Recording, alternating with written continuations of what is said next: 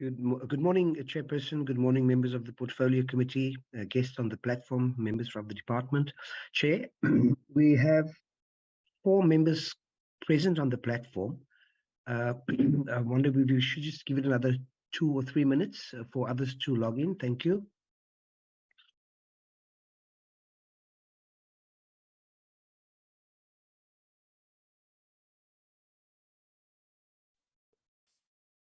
Morning, Llewellyn. Yeah, I think let's just allow some few minutes.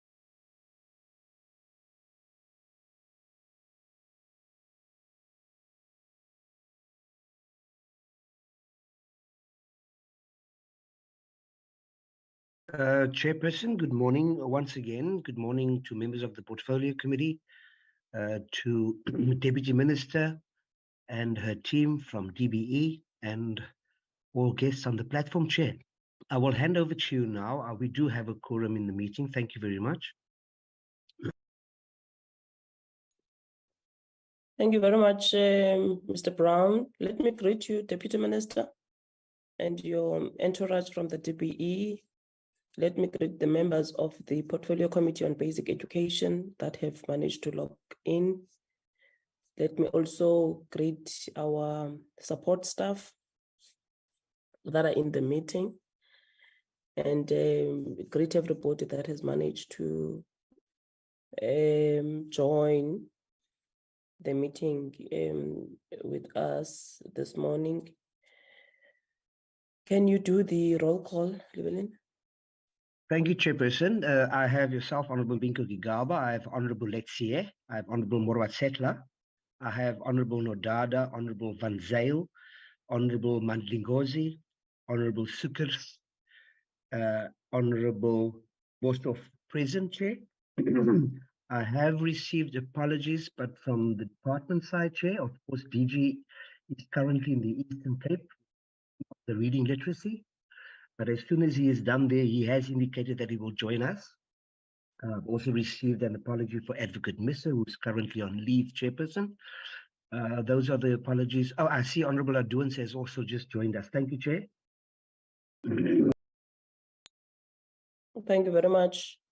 Any apologies? Is the DG, ne? Yes, Chairperson, I've received apologies for DG and Advocate Misser. DG said he will join us a bit later once he's done with his speech on the other side. Thank you, Chair. All right. Probably just to mention to the committee that the minister has a bereavement. She has lost her brother, who will be buried this coming Thursday. That's for information sharing with the committee. Can you then fly to the agenda?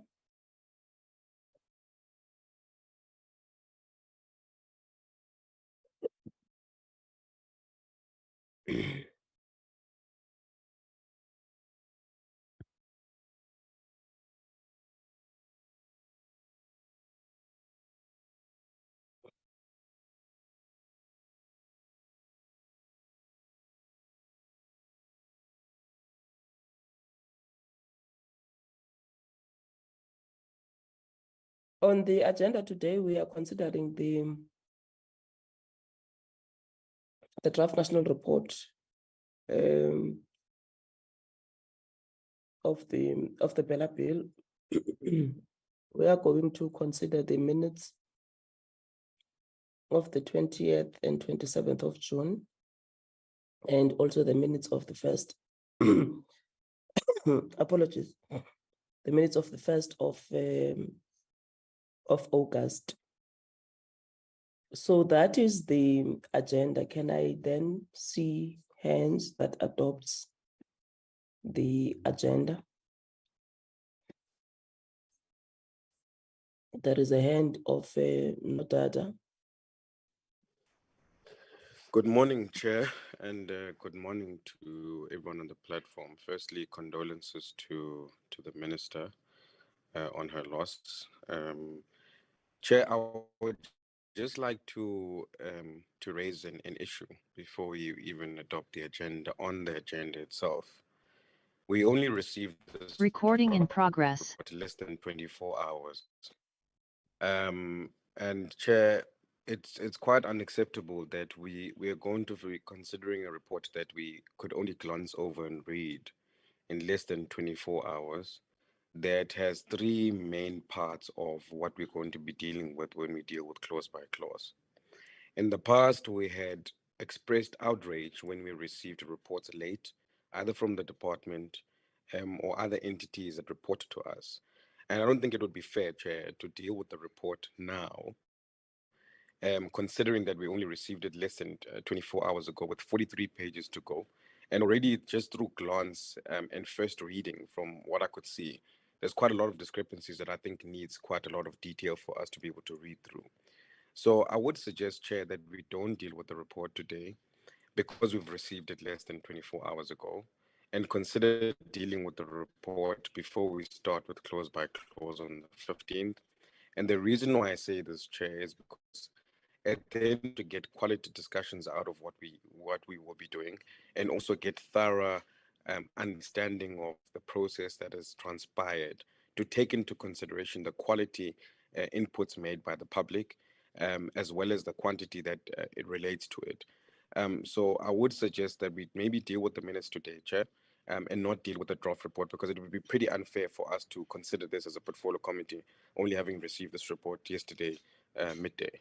Thanks, Chair. Honorable Letsie. Thank you very much, Chair. The name has not changed. I'm Tebogo Letsie. Good morning to yourselves. Good morning to all honorable members on the platform. Good morning to the Deputy Minister. Good morning to the department staff and our own staff. I rise to also send my condolences to the Minister and wish them strength during this difficult time of losing a loved one. I rise to adopt the minutes, to adopt the agenda as it is, Chair. Thank you very much.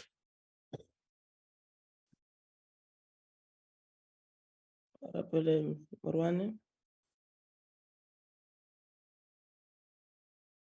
Thank you very much, Chair, and greetings to your good self, and also the Deputy Minister, Dr. Mahaule, all colleagues, members in this platform.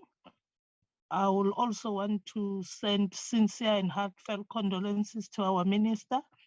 I want to second that we adopt this agenda. Thank you very much, Honorable Chair. Thank you, Honorable Van Zyl. Good morning, Chairperson. Good morning also to the Deputy Minister, the administration, the department that's here, and also the guests on our platform this morning. Also the condolences. I know that Honorable Nodada has already sent from the DA side, but the condolences for her loss of her brother.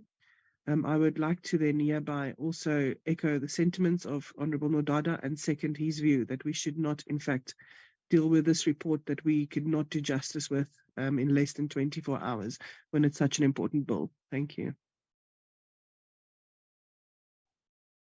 Honorable Morwatshetla. Modula Studio.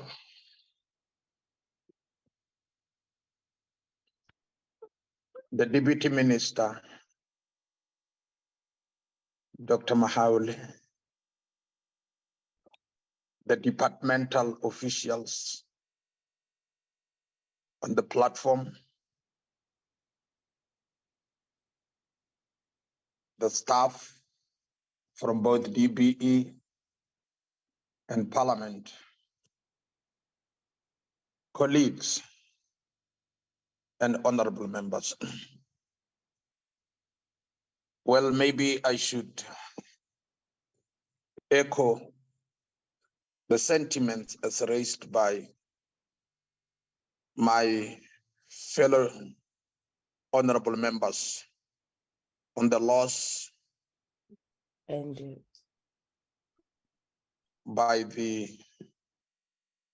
in the house, of course, of the minister losing a brother. Our heartfelt and sincere condolences, and we hope you'll find comfort during this difficult moment, the dark hour they are going through. Chair, it's a fact that we find ourselves in a stalemate whereby there is a motion seconded, counter motion seconded. But I thought, as a way of breaking the deadlock without getting into any fight, it would be fair for us to, number one, maybe be appraised on the mitigating circumstances which might have caused the report to be that late, if it is late indeed, as proposed by Honorable Nodada and seconded by Madam Franzen. If we were to be appraised with regard to that, it is very possible that we can arrive at a compromise. Just hoping that there is nobody who is having any intention of strangling any other person. And at the same time, there is nobody who is trying to come with any form of delaying tactics. But we all know, even before the person or the circumstances or reasons for the late submission could be brought forward, that this is a race against time. And there would be some unexpected eventualities which will keep on rising, including missing the deadlines where possible. But it is the responsibility of this committee to honestly come together and see the need of us accomplishing the task before us. Is it possible that maybe we can be appraised either through you, the chair, or whoever, if indeed the report was submitted late? Thank you very much. Thank you very much, Honorable Boshoff. Thank you, Honorable Chair, and may I add my condolences to the Honorable Minister. It's always very sad to lose a family member, and especially somebody as near as a brother. To you, Honorable Chair, and fellow members, and all protocols observed, I would suggest that we work through the report, but that we don't respond to it presently at this meeting, so that we keep it on the agenda. The department can work through it. We can ask clarity-seeking questions, and then we can arrange another meeting in order to deal with issues with the report. As an alternative member of the committee, I actually only received it this morning. Now, I understand that that's a unique problem which other members don't have, but the fact that it has not been received, on Mondays, as we all know, is constituency time, and we tend to be quite busy with constituency time, so that 24 hours is actually even less than 24 hours. It would in fact mean that one could have started looking at this, let's say, at about 8 o'clock yesterday night, as constituency meetings and stuff have a way to proceed until that time. So let's ask the department to go through this with us, and let us ask clarity with the report. Maybe we could arrange a meeting for tomorrow, or otherwise at the beginning of next week's physical sittings. I don't have a clear suggestion on exactly when, because that would impact many people, and we could get consensus on that. Thank you very much, Chair. Thank you very much. I've allowed everybody to speak on this matter. One, because we have received the report as the committee yesterday. Just want to be accurate with the time. We have received this report yesterday. I think it was 9 something, Llewellyn. Now this is the national report. A national report which gives us a glimpse of what happened since we received this bill from from the Speaker's office in December 2021. And I'm not sure what members really want now us to look into this report. We've went through the entire provincial reports, all of them, which deals with what has happened. We have given report of what has happened during the written submission period. We have given a report of what has happened during the oral submission period. And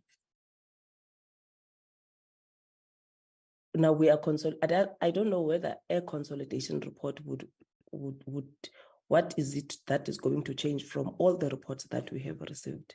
But a consolidation report is to tell us what has happened with the entire process. It's a story. Well, it is 43 pages, and 43 pages that we have received yesterday at 11:51 to be precise. That's according to Marina. Which one, we must apologize for that. But looking at the work that needed to be done and the content that needed to be put on the report,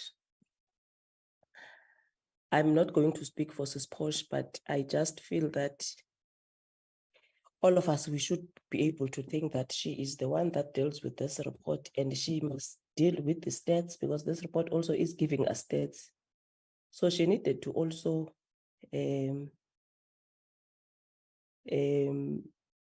get the accuracy of the stats, but also I know at a personal level that she also had a bereavement last weekend.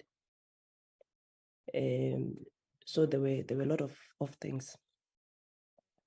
Now let us bring the issues to the members so that we need at least to try to be at the same level, if we can't, at least nearer to each other. We are meeting now during constituency period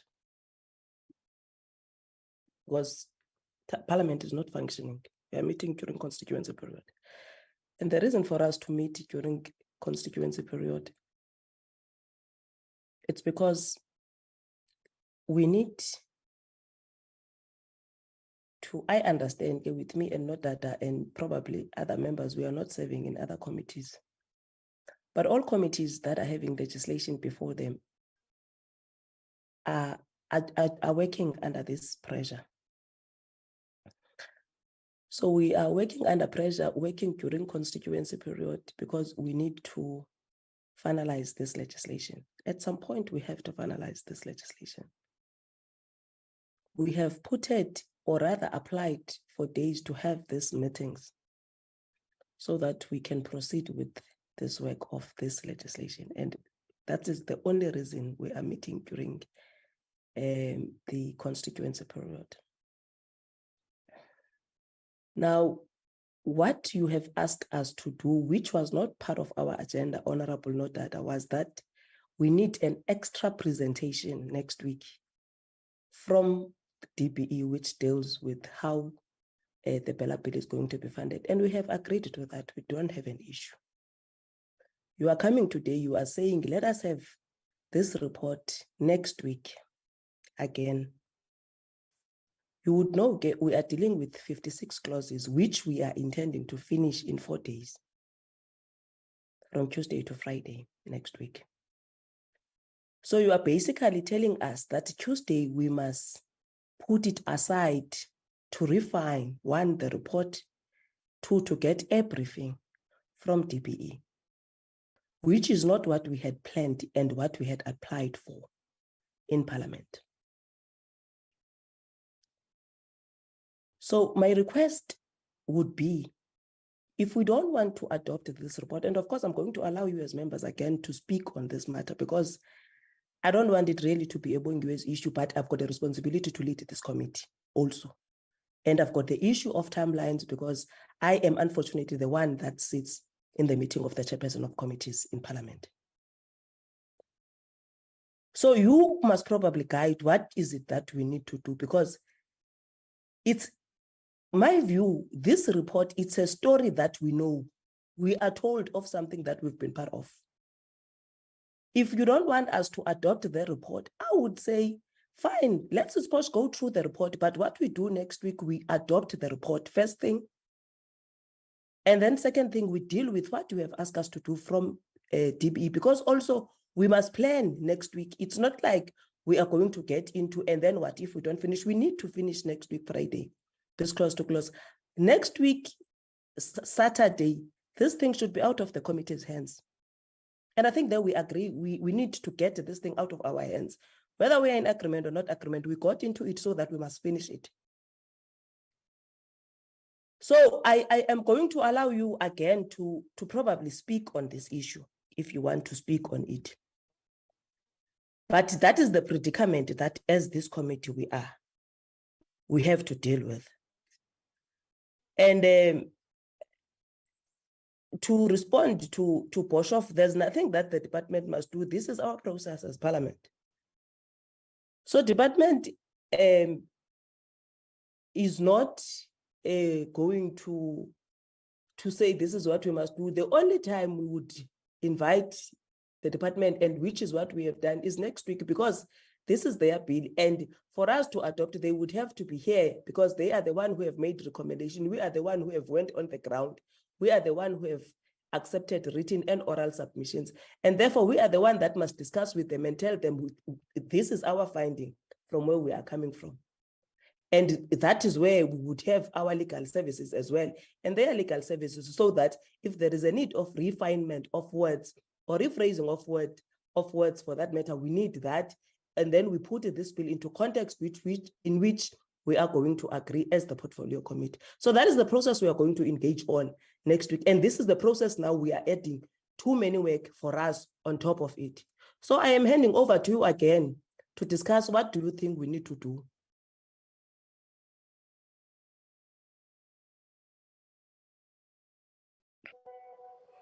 Can I come in, Chair? I tried to raise my hand. I don't know if you could see it. Rotsatla's hand is before you. Okay, sure, Chair. Hi, Chair. Man, with all due respect, there is a task before us. And as you have correctly put it, the task with cutoff dates. And like I said before, this is a race against time. We are doing this work with our backs against the wall. Not unless there could be others amongst us that do not see the pressure at our disposal. Chair, I heard you. And indeed, I'm equally as sympathetic to Mamposia as you have echoed it. The report is not coming before us just now. Colleagues and honorable members, they are indicating that the report they got a number of hours ago. And given the nature of the report, that it is a summary of what we have already dealt with. Can you allow me, Chairperson, to plead with fellow colleagues that since, well, there is nothing new to this report, except that which has already been exposed to us, can we please, Chairperson, go through this report and see if there could be anything different, factored in or doctored in from the previous reports? Because to me, I maintain it's a summary. of the provincial reports which were presented to us. So I want to plead with the colleagues that we swallow our pride and agree that indeed nothing new to this report, but a summary. We can talk to the report as and when it is being but in the provincial report, this was not indicated. Why today? In the provincial report, this was reflected, and it is a bit thorny. Why is it omitted? I think this is as simple as all of that. I want to plead, Chairperson, and further support those who are saying, let's go into this report, given the pressure of time at our disposal. Ke a leboha. Thank you very much. I don't know who is this Johan that have made an input here. Now, with all due respect, your input does not matter for us here. And actually, you are not even supposed to give us an input. So I am asking you to remove that input, which is not important for us as the members of this committee currently. We've got our brains, and that is the exercise now we are getting into. And should anyone do the same, you need to take that person out of this meeting, Llewellyn. We can be unmined anywhere else, but not in our space. Thank you very much. Not that. Thank you so much, Chair. And I just want to reiterate, Chair, the point I'm raising is not to delay any process. And I think you know that I've been intricately involved in writing to you on numerous occasions when I see that there's a challenge that we might have within the process. It's mainly raised around us producing the quality that is required based on the inputs that have been made by the public. And having to deal with the national report, Honorable Morotsehle, it's three parts. We were involved in two of them physically, which is the public participation process in the provinces. We were involved in the oral submissions, so we could have a physical account of those things. The report also has got a third part of all the written submissions before the 15th of August in 2022. So that is the one part of the report which is main that none of us, by the way, have a full understanding of what the qualitative and quantitative inputs were, just a portion of it because it was only reported on once. So that is why I raised the issue, because we've raised it before, colleagues, and you know it. We've raised the issue of receiving reports late on time. I sympathize with the challenges that the staff may have in Parliament, and condolences to Ma Portia of her loss in the previous week. I would be inclined, Chair, to accept the fact that we go through the report, it's presented to us. If there's any comments and questions that we need, that we can see on the immediate, we do that in this interaction. When we do deal with the report, considering its adoption, if there's any further questions, comments, clarities, or inputs that we need to make, we then are allowed that space before the consideration of the report. And the reason why I say that, Chair, it then cuts out the issue of, being pressed for time, because then we would have considered a portion of the report. But given the opportunity, the next time we deal with the report, maybe next week, before there's a consideration of adoption, if there's any other inputs, comments, or things that we've picked up in the report, we're then allowed to make that, and then the committee can consider the report. Ultimately, what we're trying to also safeguard, colleagues, is to make sure that our process is not questionable at a later stage, because we didn't look at the qualitative and the quantitative discussion that is involved on the three parts of the public participation that we were involved in provinces, oral submissions by different people, and the written submissions that were made to us. And I think all of us want to be able to conclude the process without it being questionable at the end of the day. So I'm inclined to agree to that, Chair, so that we don't put ourselves in a position where we don't have an opportunity to re-engage the report based on the fact that we only received it less than 24 hours ago. And there is no time where we did not raise this issue of time-bound reports in the past. And we've sometimes postponed meetings, I think on 2 occasions, because the reports were late. So I really and genuinely am raising that concern, and I wanted it to be considered. And I thank you for processing that, Chair. And we can be able to, I'll be inclined to agree to the proposal of going through the report, making the meaningful comments that we need to make now, if we need to consider anything, and before the report is put for adoption when we meet next week, we're even given that opportunity so that we can make our submissions. Thanks, Chair. Honorable Letia. Thanks, Chairperson, once again. Maybe let me start, Chair, with this unbecoming behavior of our guests. I raised this thing last week, that when you are invited as a guest here, yours is to observe. I raised it last week, Chair, because I realized that there was a person who not only commented, but made insinuating remarks against this committee. And today, Jonathan is doing the same, telling us that about,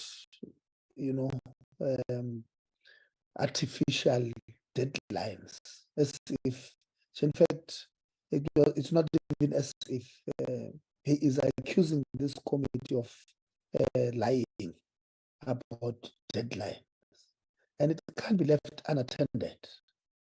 I want to repeat, we can't allow our guests here on the platform to continue to behave in this fashion. And I suggest that we excuse him from our meetings, because the comment that he made there about us making artificial things about deadlines, it's it doesn't augur well with me. I'm not sure about you colleagues, but does not sit well with me, being accused of manufacturing things that don't exist. Secondly, I think, Chairperson, we're now on the same page.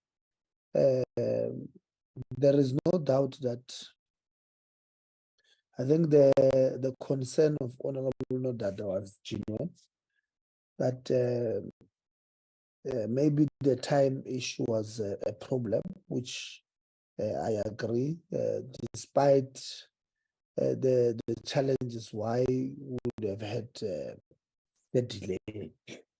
So I want to agree with the suggestion that says, one, we continue with the meeting, and we engage the report. And at a later stage, maybe next week, if some colleagues would have picked up some of the things that they could not pick up because of the short period of time that we were confronted with this week, we then allow them to then ask those questions next week. So I think I'm seconding the proposal of Honorable Noda that we continue, but we open a small room for those who might have questions next week further from emanating from the report, because we may not have seen all of them today. Thank you very much, Chairperson. No, it's fine. Let me then put a ruling that says we are going to proceed with the report, and then we are not going to. Honorable Advance, your hand is now up. No, thank you very much, Chairperson.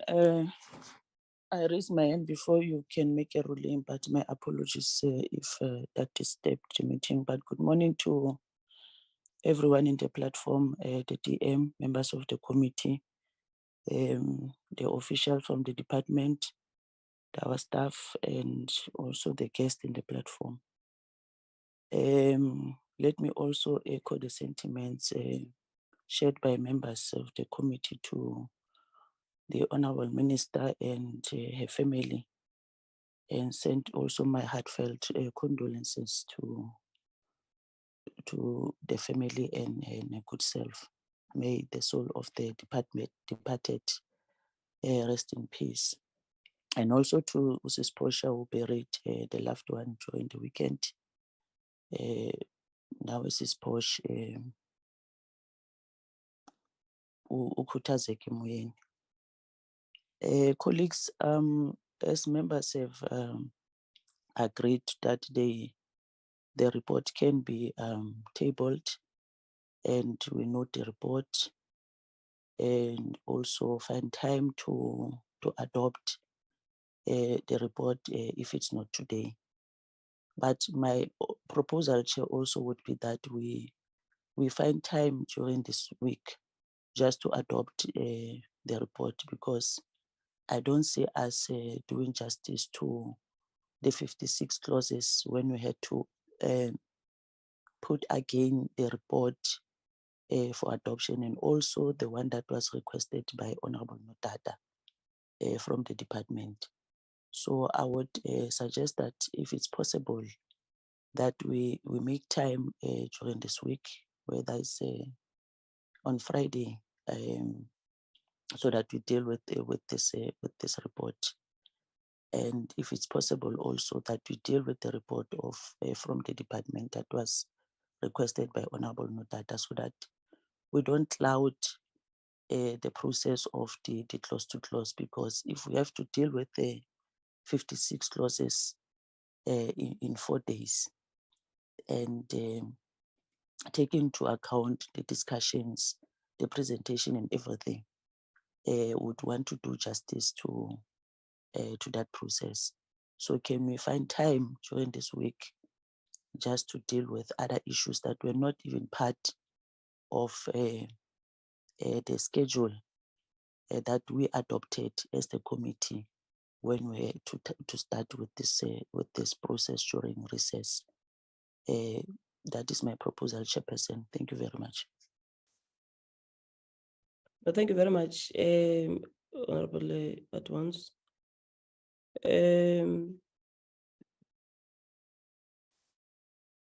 I have,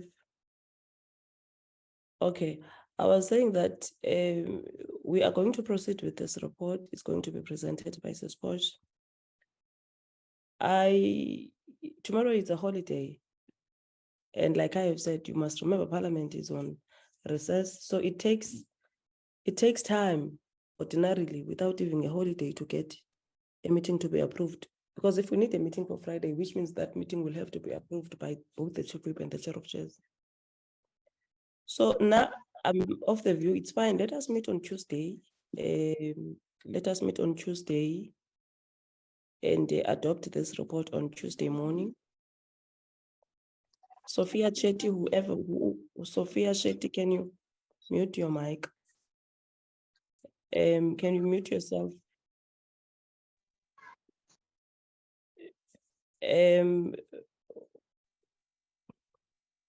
So I'm proposing that we are going to adopt the report then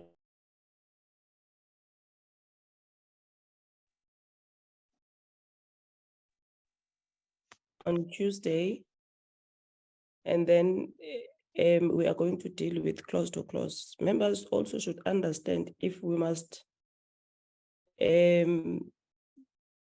get into Parliament at 9 and leave at 6 or 7 or 8.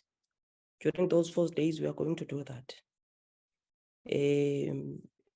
Like we've been saying, we need to finish this process next week, Friday, unfortunately.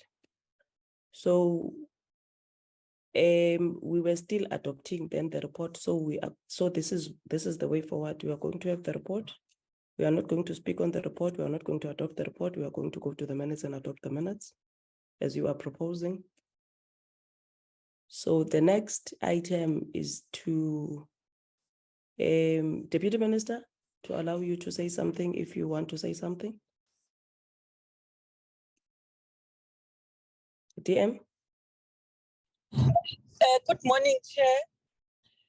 We really appreciate, and greetings to you, greetings to all the members, greetings to officials from the department and from the portfolio committee. So we appreciate the fact that at least the report is going to be presented today, questions will be asked, and that will give even the department an opportunity to go and work on the responses, on the things that will be asked today, so that when we go clause by clause, we have that meeting with all the answers in place. That will help us a big deal.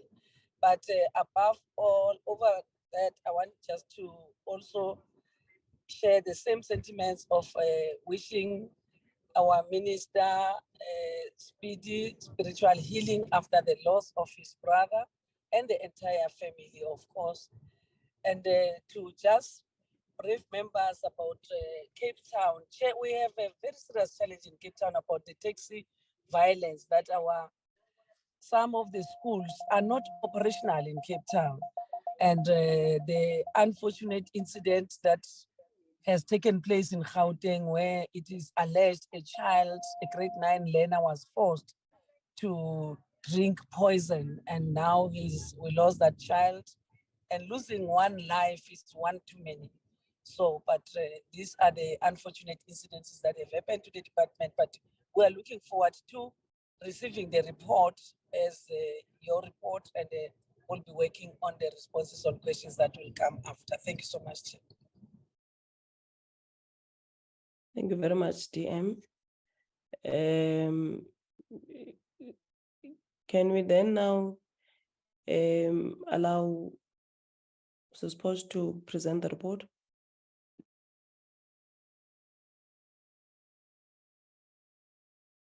Yeah, no, that.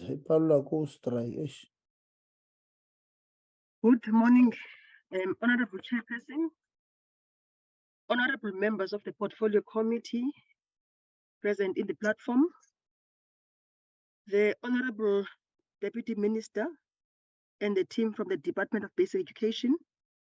I also extend the greetings to our colleagues, my unit manager, the colleagues that have worked this report with, the stakeholders, partners present in the platform, and the interested public.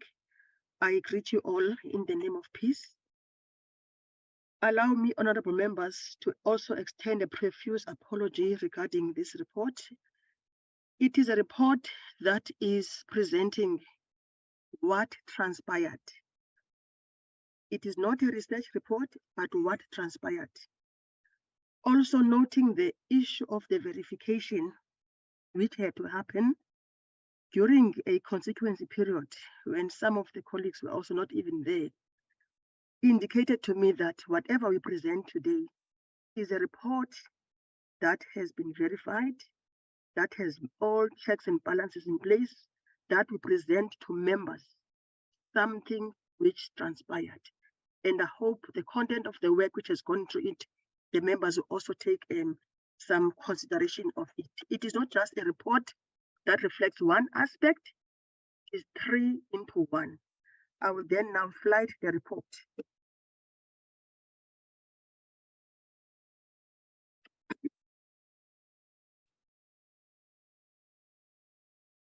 Honorable members, the first page of the report highlights the BELA bill as a draft consolidated report of Basic Education Laws Amendment Bill, B2 of 2022. The next page is a table of contents. It highlights the purpose of the report, the legislative framework applicable to basic sector, the profile of the committee, introduction and background, executive summary, the provincial public hearings which were conducted, highlight the children and youth participation, an overview of the statistical analysis, the views of the speakers at the public hearings, key issues which emerged across the provinces, the public submissions as received, the issue of the methodology, the summary of comments, the combined statistics in the report that takes into account the public hearings, the written submissions, as well as all processes which were involved in this public participation, matters which were raised outside of the BELA bill, and the last part page deals with the conclusion. The page which follows gives us some abbreviations of the information contained in the report, which I will allow members to also read at their time, but it's basically referencing to the abbreviations which were utilized in the report. Page 5 of the report, I will start with the purpose of the report. The purpose of the report provides a consolidation of progress which was undertaken regarding the processing of the Basic Education Laws Amendment Bill. The report proceeds by highlighting the main issues which were raised during the public participation from the public hearings. It also cites issues from the oral submissions, and also the report provides key issues which were raised, the clause-by-clause analysis, and the recommendations that were made by the public regarding also the written submission and comments on the BELA bill. Honorable members, the section on legislative framework would have come after the section on introduction and background, but as it is here, I may quickly touch on it. In line with the National Assembly strategic objective on lawmaking oversight, the Portfolio Committee on Basic Education embarked on the legislative process to consider the amendments of the Basic Education Laws Amendment Bill that may be referred to Parliament. And in terms of the mandate, the process seeks to ensure that the amendment is referring to South African Schools Act 84 of 1996. It also is taking care of the amendment of the Educators Employment Act 76 of 1998. This process, honorable members, was started by the Department of Basic Education way back in the 4th Parliament. In the 6th Parliament, the Portfolio Committee only dealt with this when the department had tabled the BELA bill at the National Assembly in December 2021, and it was referred then to the committee in February 2022.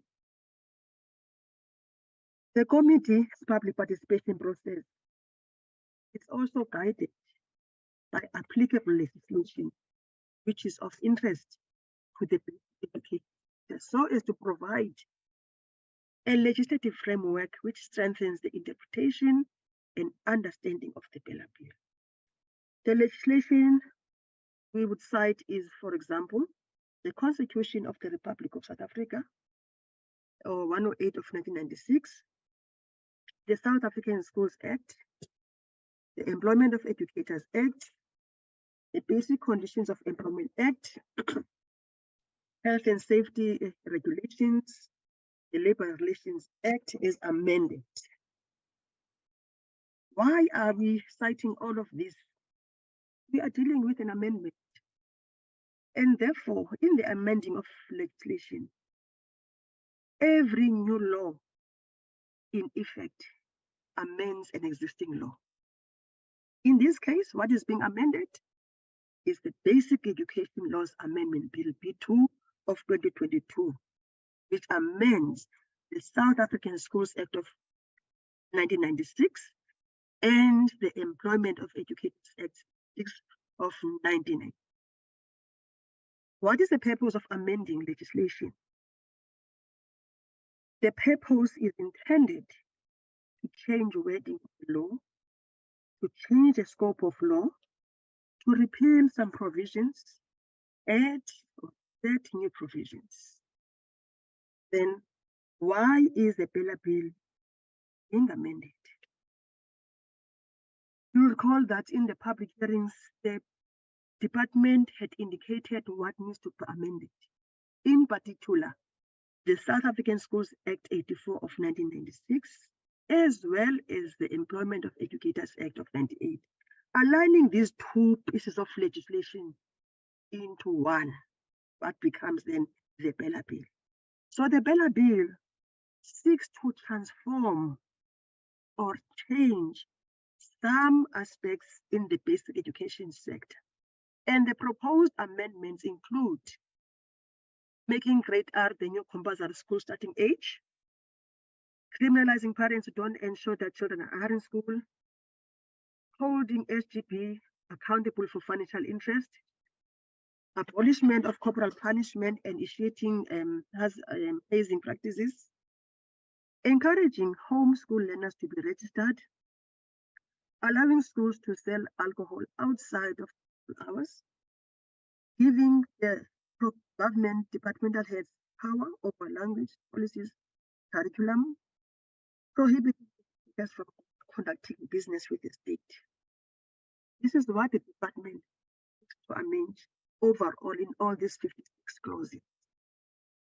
A question was raised regarding the issue amendment of when we do the report, we must also put in the methods. Hence, we have to put this section to also indicate amendment methods, which include a direct way of looking at the text. What is the principal law that is being changed? What is being added? What is inserted? What is replaced? What is deleted, etc. It's something that we felt important to also highlight here, as well as non-indirect method, which maybe our legal advisors present in the platform can also make some more input. Now, what is the principal act being referred to? It has a long title, the South African Schools Act and the Employment of Educators Act. They also have a short title, which people refer to it as the SASA Act and the EEA Act. Now, which is the law that is being amended? The amending is happening where it's in the basic education law, which is having a long title and the short title being called the BELA Bill of 2022. Some participants during the public hearings had referred to the bill with several names. For example, the BELA, the abortion bill, the alcohol bill, the hate speech bill, etc. Honorable members, the bill has a name. It should be referred as such with its official name, Basic Education Laws Amendment Bill, in long title, or the BELA Bill. And also citing that in terms of the SASA and the Act, the amending law of the BELA Bill of 2022 would be reflected upon as when the committee meets for the clause by clause deliberation. Those are just introductory remarks on introducing the Basic Education Laws Amended Bill Consolidated Report. This page, honorable members, now introduces the members of the Portfolio Committee that allocated within the committee that have dealt with its bill. The political parties are cited on the left side, which is African National Congress, Honorable Igaba as the chairperson, Honorable Adons as the whip, Honorable Murasetla, Honorable Letsie, Honorable Siwela is no longer with the committee, but he made an input and was part of the team. Honorable Yabo, Honorable Muwarane, who joined us, it was the last hearings. Honorable Nodada, Honorable Van Zee, Honorable Van der Walt had left the committee, but she was part of the process. Honorable Mashabela, Honorable Muhotlo, Honorable Madlingozi, who also recently joined the team, Honorable Spookers, Honorable Bischoff. If I've left out any name, Secretariat may informed, go to the report. Honorable members, in the next page of 9 is now the introduction of the report. This section, we would like to give just a brief summary as to what the report is all about. In line with the constitutional mandate of South Africa, Section 59, subsection 1 obligates the National Assembly to facilitate public involvement in the legislative and other processes of Parliament, committee, as well as to conduct its business in public. In line with this mandate, the committee did decide on how it will deliberate its activity in fulfillment of the constitutional mandate. The BELA bill proposes to amend the 2 acts as I've referred, so as to align the developments in the landscape and to ensure that systems of learning are put in place in a manner that's effective to the right to basic education as enshrined in the Constitution.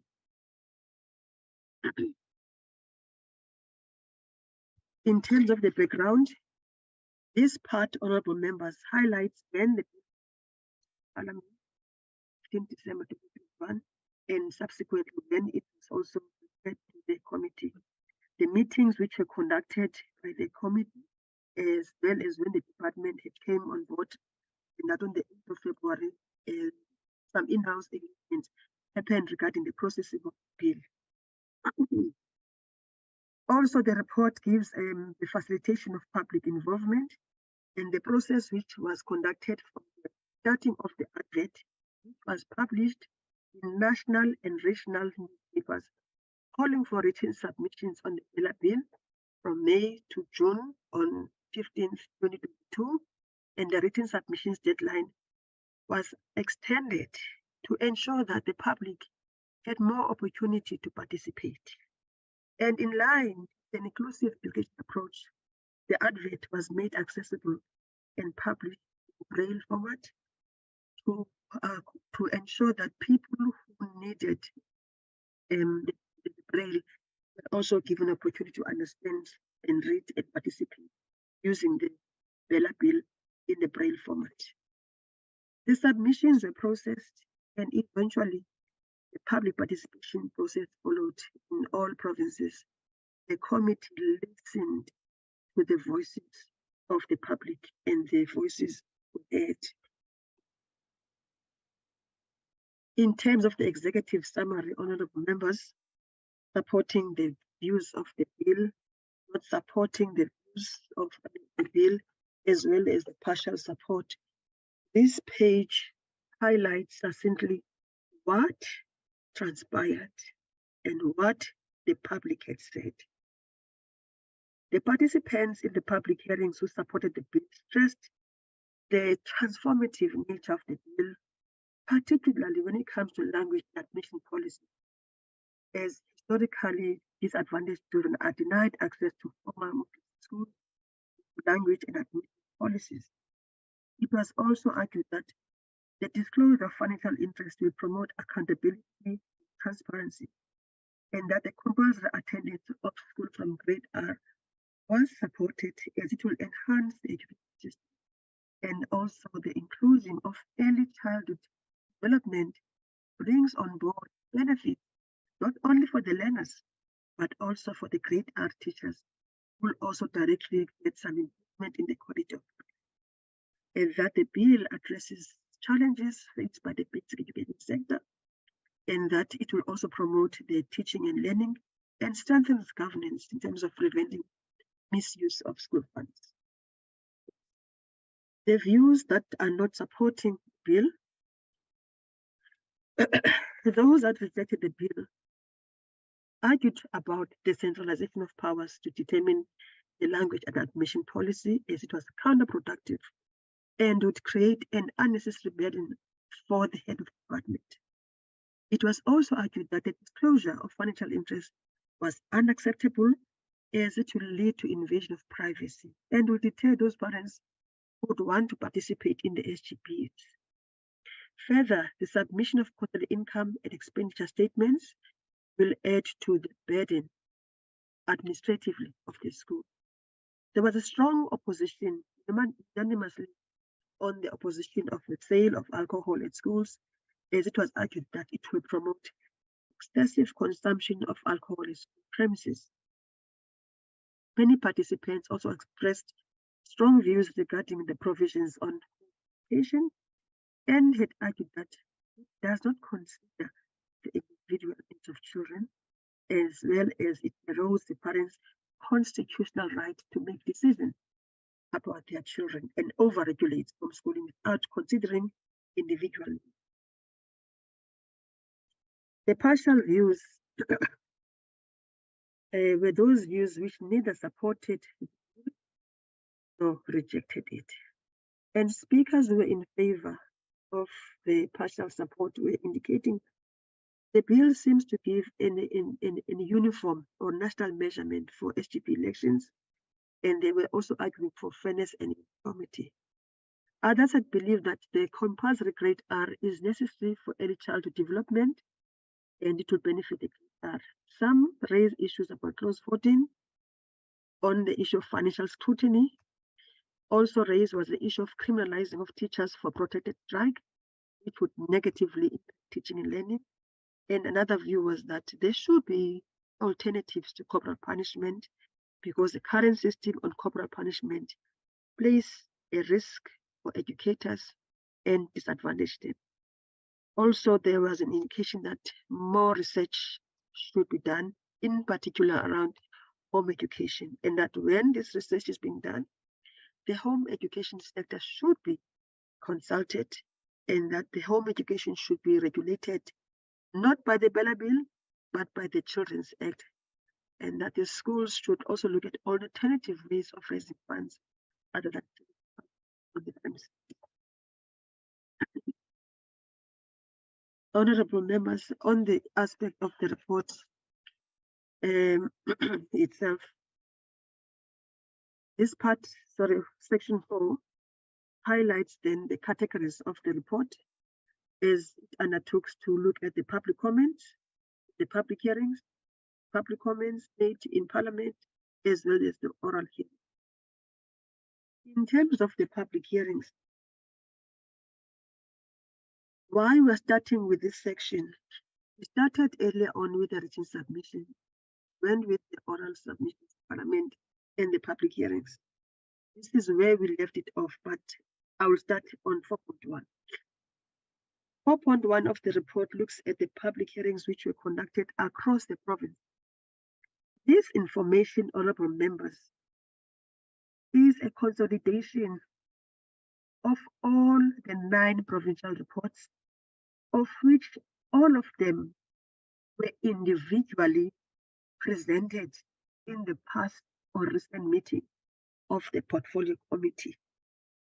So the Portfolio Committee on Basic Education conducted provincial public hearings from the 26th of February to the 11th of June in all 9 provinces.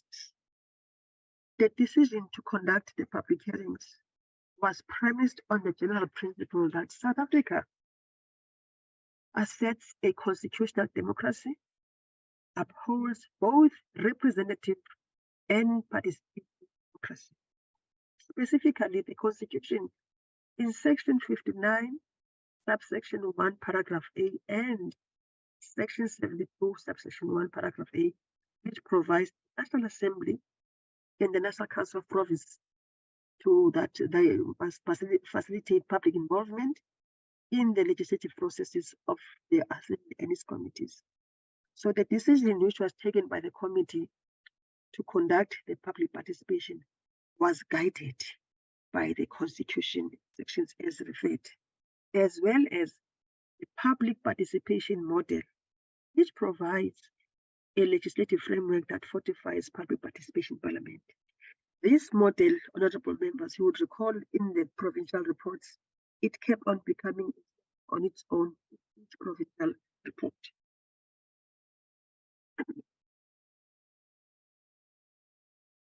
Page 11 of the report outlines a table that highlights the dates, the venues of all provincial public hearings that we conducted, starting with Popo, February. The municipalities of venues are on the right side of this column. Free State is 3rd March to 5th March. Northwest, 10th to 12th March. Mpumalanga, 18 March, and completed on the 18th of May. The reasons were expressed in the Mpumalanga report. The Gauteng, 5 to 7 May 2023. KwaZulu-Natal, 12 to 14 May. Western Cape, 26 to 28 May. Northern Cape, 2nd June to 4th June. And the last one was concluded at the Cape on the 9th to 11th. The news are stated on the right side.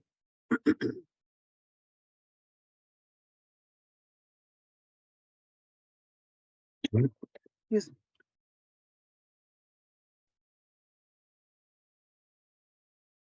For 1.3, the statement that section presents there is that the public participation process gave members the opportunity to listen to the public. It also gave the public an opportunity to make inputs on the bill. The public had raised the issues. The public had raised comments.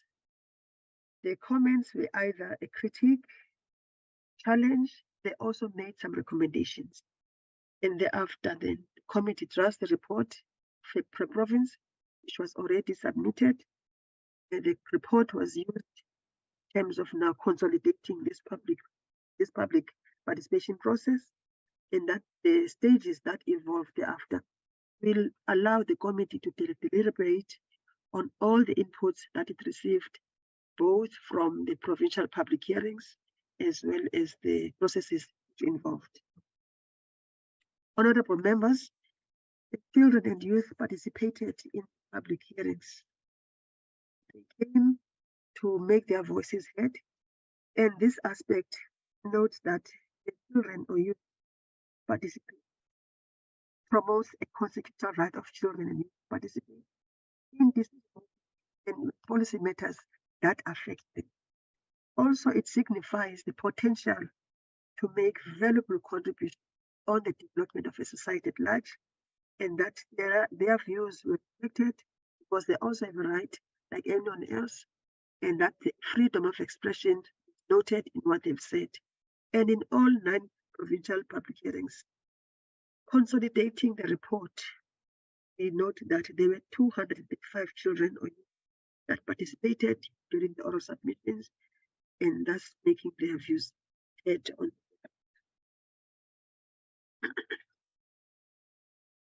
On the statistical analysis, we provided a page on the next page that highlight the number of attendees and those who delivered the oral submission per province. This is the one, the Eastern Cape. Before I say Eastern Cape, I need to signify that there are no columns represent attended, and the orange one represents the speakers.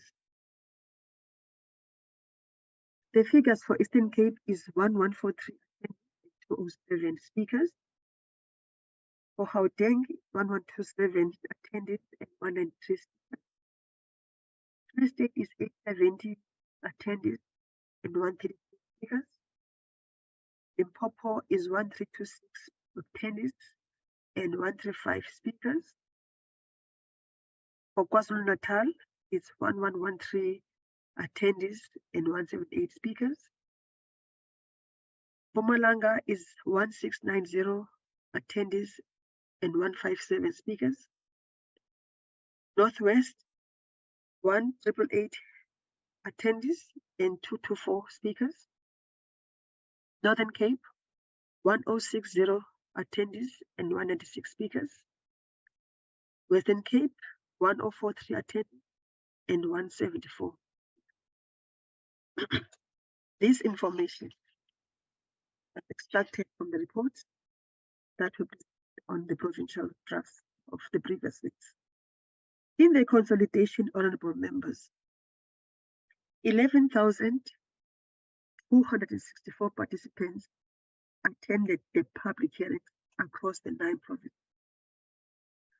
Of the 264 participants, 1,586 made oral submission to the Basic Education Laws Amendment Bill.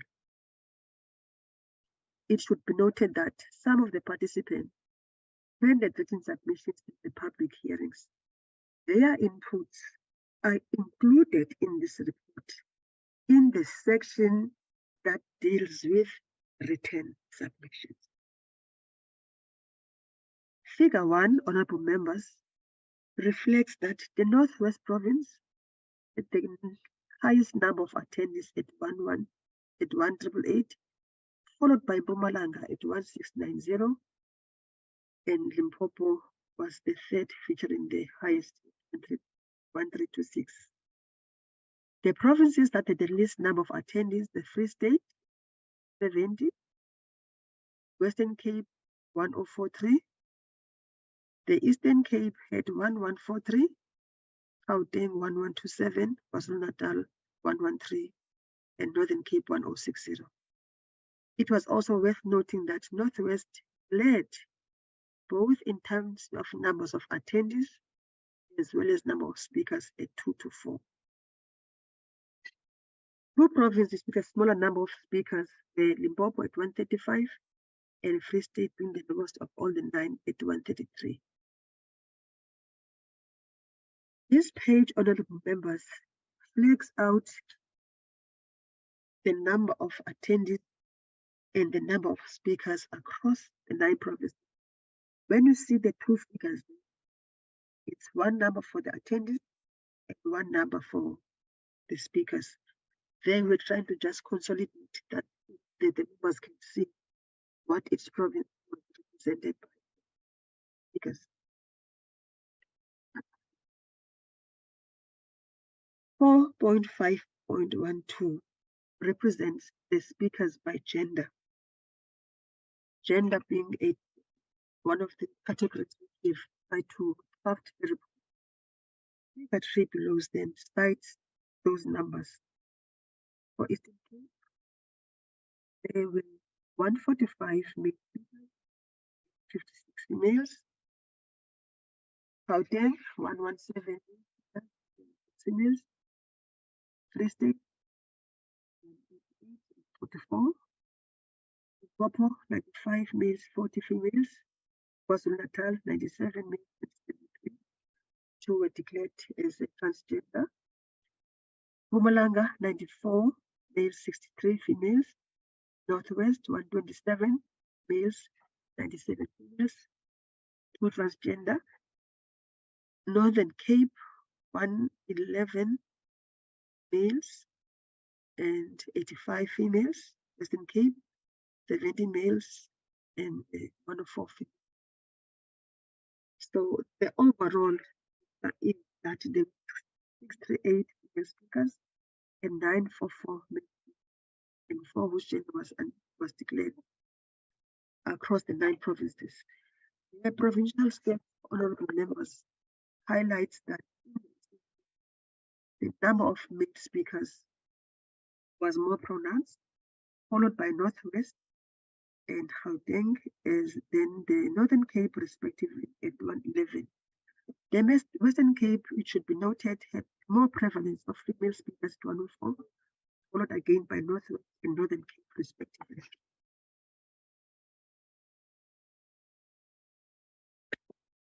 Figure 4 highlights the speaker's views on the Basic Education Amendment Bill. And also, honorable members, this is an overall graph that represents the numbers across the provinces.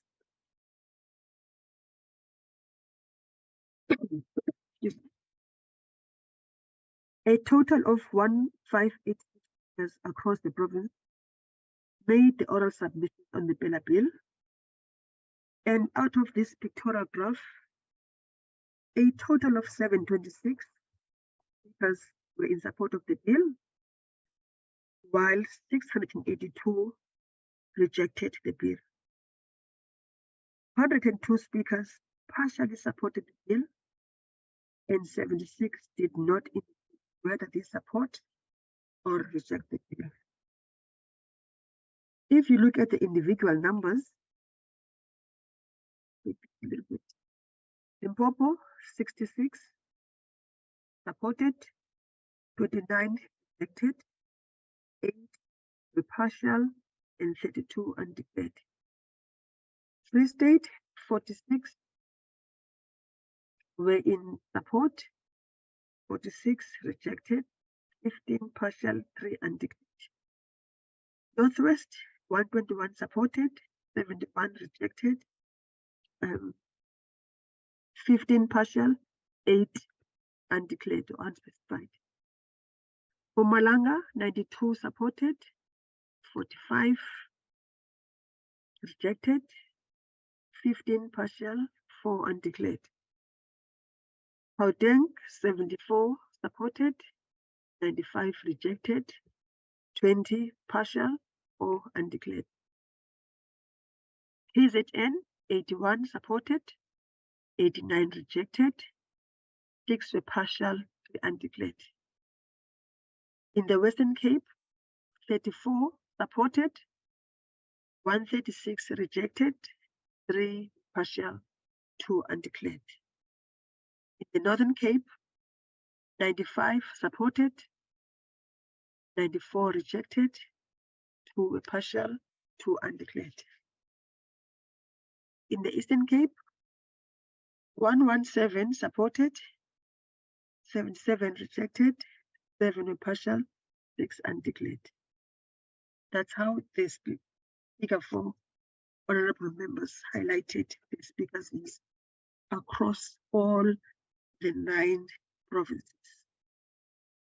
Also to note, honorable members, is that the bill was mostly supported by speakers from various stakeholders in the education sector, such as the trade unions by the South African Union Party, the Congress of the South African Student SGP Association, and other organizations such as Congress of South African Trade Unions Consortium, SANCO, the African National Congress.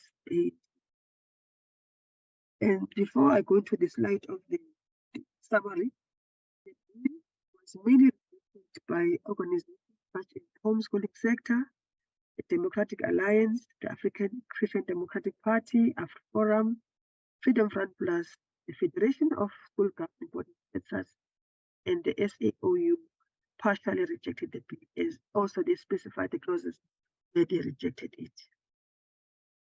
This figure 5 shows what I cited in previous page 6. So the tabulated figures correspond with the figures on page 16. But I was just putting it in this table so that members, if you don't see clearly what's on the previous page, can see it in a tabular form. The province, the yeses, the noes, the partial, and undeclared. Sorry.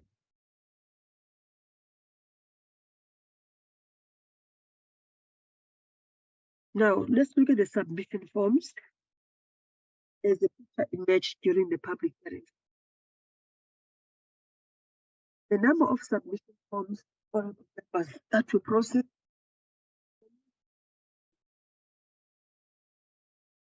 documentation.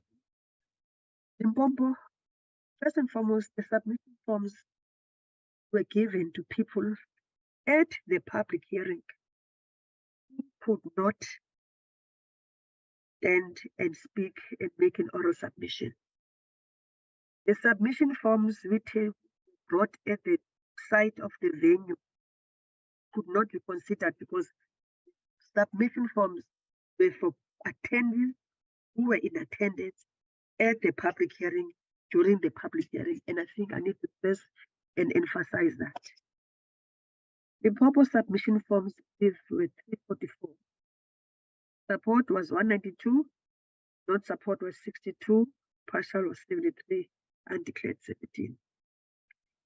Free State submission forms 352, support was 235, 60, not support, partial 57, 0 undeclared.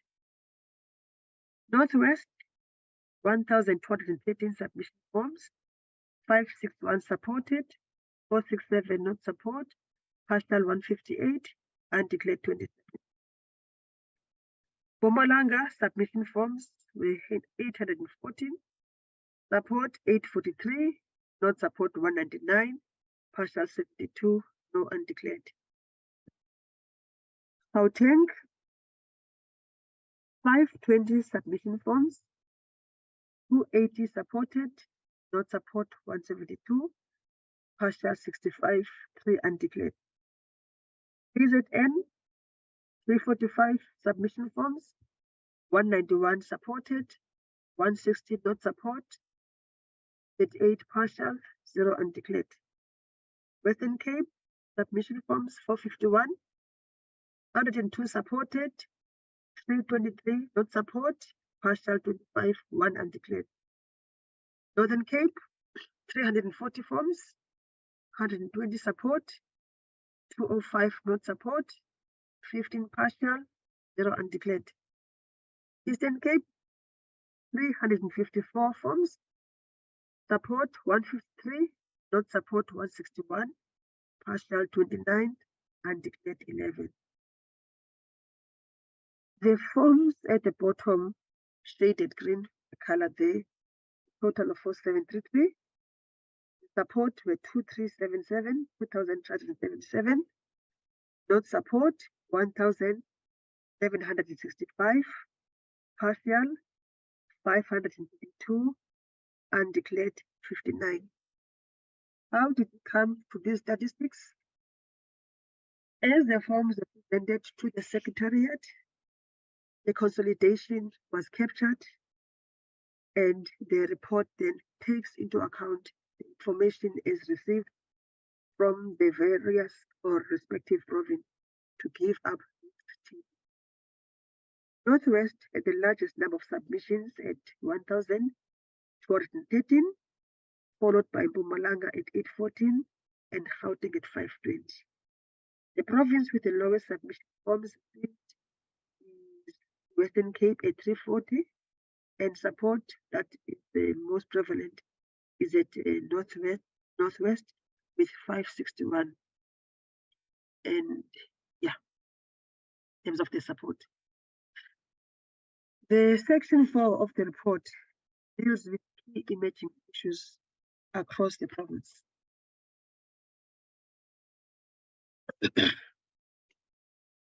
The first issue that came on board in terms of the summary on clause 1, a clause which deals with definition. In terms of the definition of corporal punishment, the speakers welcomed the definition. However, they've also called for closer monitoring of schools.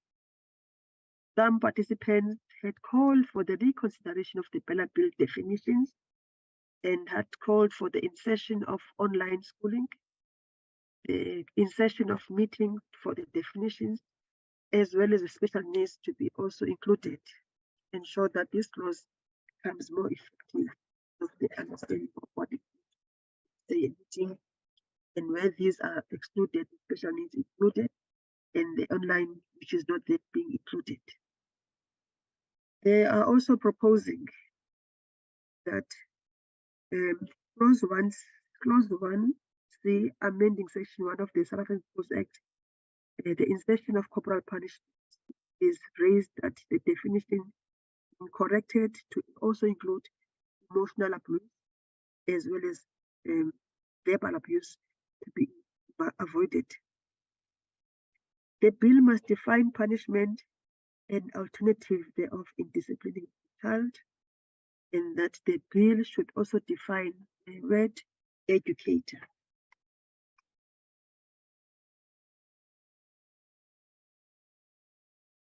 There was also a suggestion that the bill should also define the alternative corporal punishment. On the aspect of the definition, there was a call that some are being ambiguous and the clarity review was required, especially in clause 1A to C. On section 1, again, on the definition of drugs, the word illegal, the public had asked that it is removed the word illegal is removed and that it should be retained,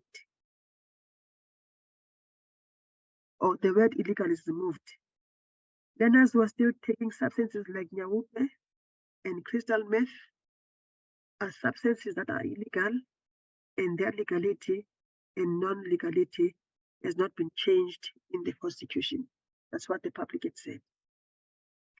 Clause 1M, amending Section 1 of the Act, by inserting the required documents, a proposal was made that the required document definition be reviewed. On the definitions that should be included, the public is calling for an additional definition for compulsory education attendance, which was phrased as following: attendance of school starting age from grade R on the first day of school of the year in which such learners reaches the age of 15 years or when he or she completes grade 9. There's also a call for a consideration of the BELA bill to define, sorry for the repetition, but the east of ECD, there was a call for the inclusion in that grade R is not necessarily sufficiently defined when it comes to the age of the age and the starting. On clauses 2,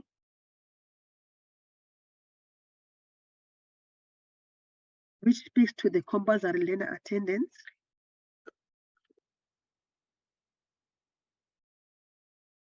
the criminalization aspect, the public said, did not address the underlying problems that are impacting on women as primary caregivers. And if the parents are criminalized, this leaves the family first, and this situation should be avoided. Also, the public is indicating that the penalty of jail punishment period exceeding 6 months is not acceptable, and that the HOD must rather capacitate the parents to build capacity.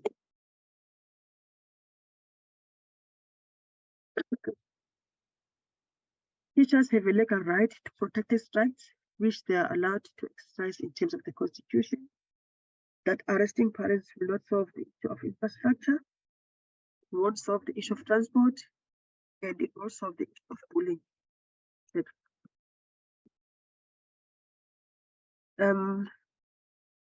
The grade R learners at this stage should rather be playing than being burdened with too much formal learning. Clause 3 on learner attendance.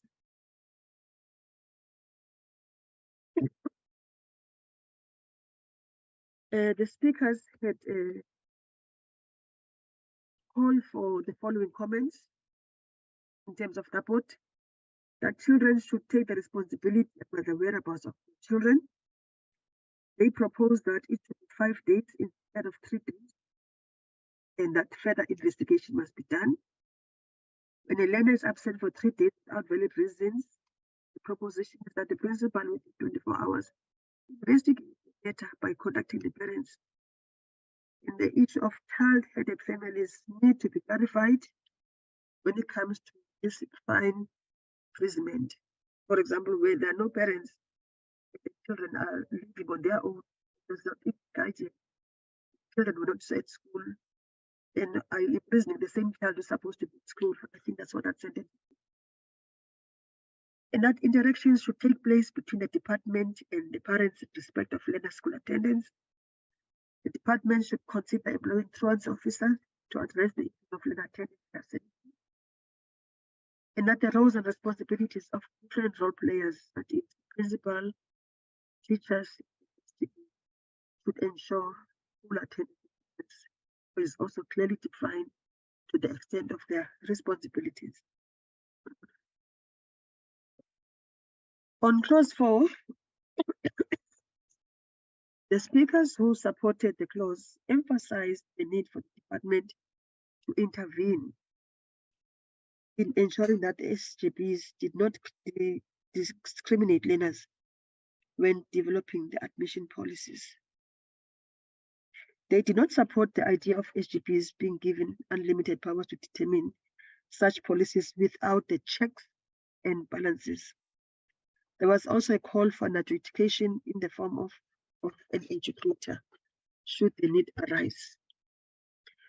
Those who had opposed to this clause had opposed the bill that it seems to take away the powers of the SGP and bring about centralization of power against the will of parents. The department then would, according to the speakers, not have the capacity to approve admission policies of all public schools. So these are the opposing views on clause 4. There's a summary for.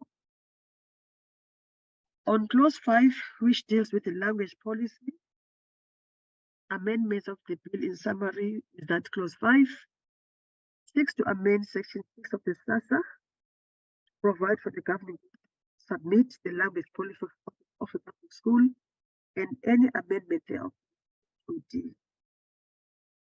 There were strong views that the proposed amendment to have the HOD to approve the policy after the consultation with SGB will ensure transformation and inclusive policies in schools, thus eliminating racism and discrimination against learners of other races. It was also said that the language oftentimes is used as a tool to exclude learners of other races to access schools in the areas. The opposing views were that the referral to final authority and the powers of this decision-making given to the HOD is against the principle of cooperative partnership between the SGB, the HOD, and the minister. They are also of the view that the SGB is the most appropriate stakeholder to determine the school's admission and language. Therefore, the bill seems to undermine communities as the SGB and seeks to centralize power in the education departments. So those are the strong views supporting and opposing clause 5.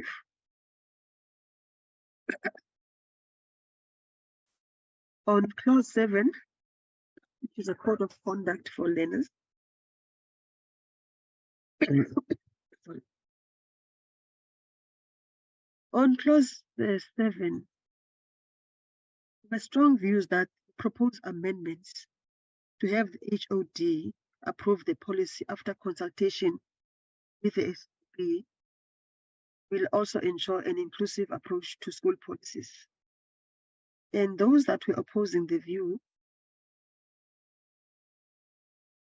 oh, excuse me, sorry, I'm writing the wrong side.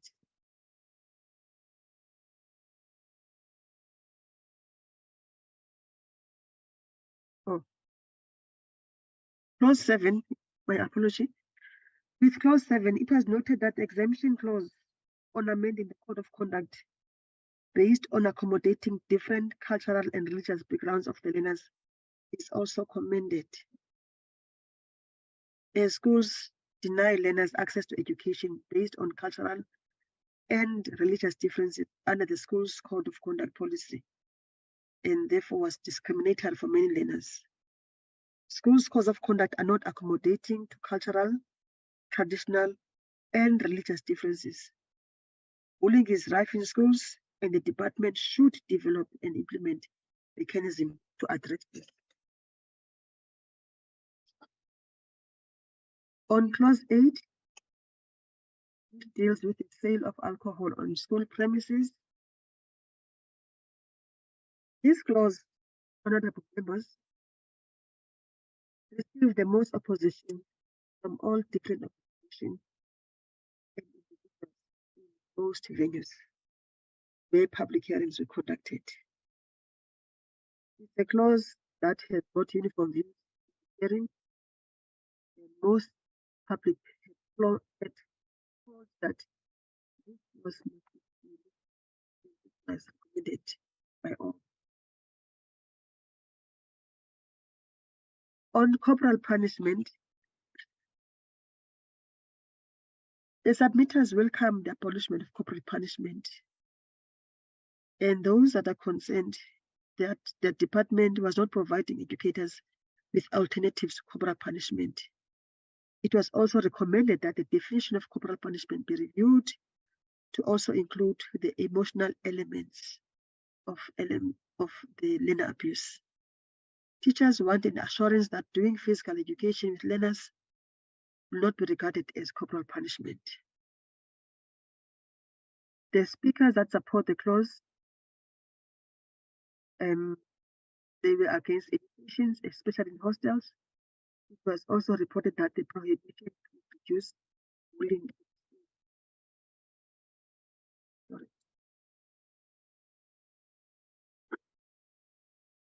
On clause 13, on the merger of two schools or more,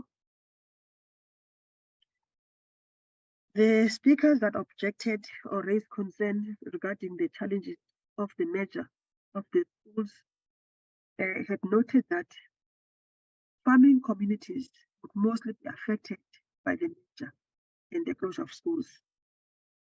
The proposed closure and merger of small schools and non-viable schools will deprive children of quality schooling and the schools being close to their homes. This will also expose the children to inherent risk in that they'll have to be transported to schools far away from their homes. There was also a lack of consultation with communities in which schools were to be closest. The last paragraph on this clause alludes to those then that supported the clause. The supporters of the clause were mainly the teachers.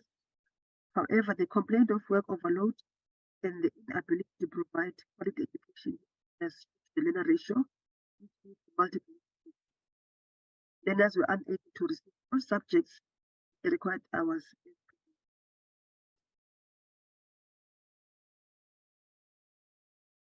On the clause that deals with SGB disclosure on financial interest, the disclosure of financial interest, honorable members, and the financial interest of the SGB members and their spouses was rejected by most SGBs associations. They said this clause would discourage people to volunteer their time to become members of the SGB. On clause 15,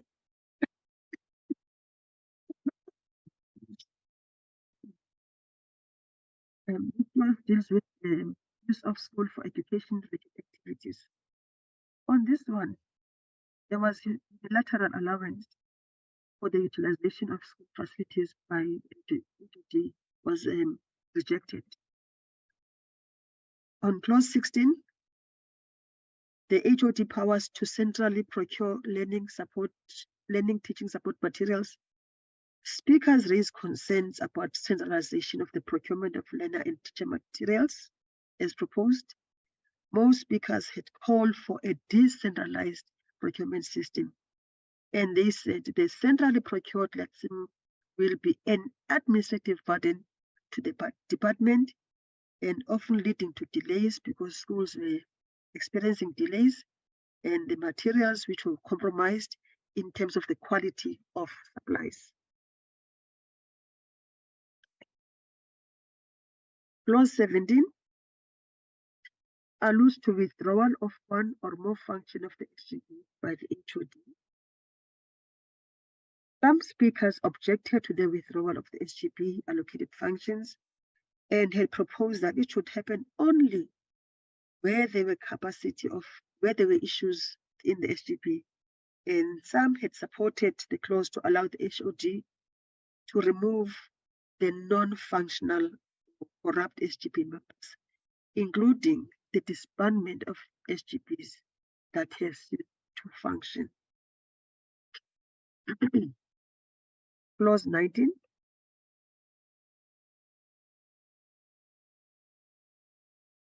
This clause alludes to the minister's power to determine members in schools for learners with special education needs. Honorable members, the speakers representing the special needs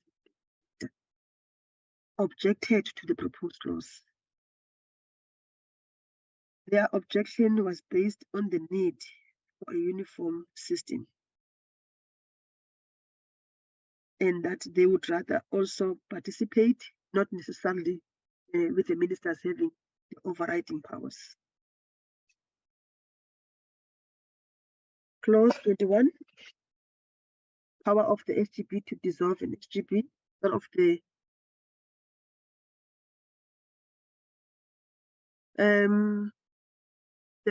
the opposition to the HOD taking powers of the SGB were emphasizing the need for the SGB to rather dissolve the dysfunctional SGBs.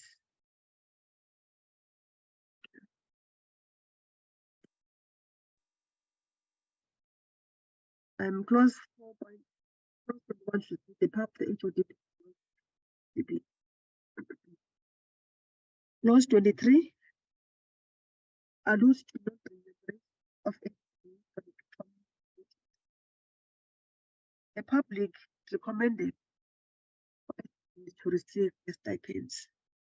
We will see that in almost each and every day. Clause 27, the close of public schools.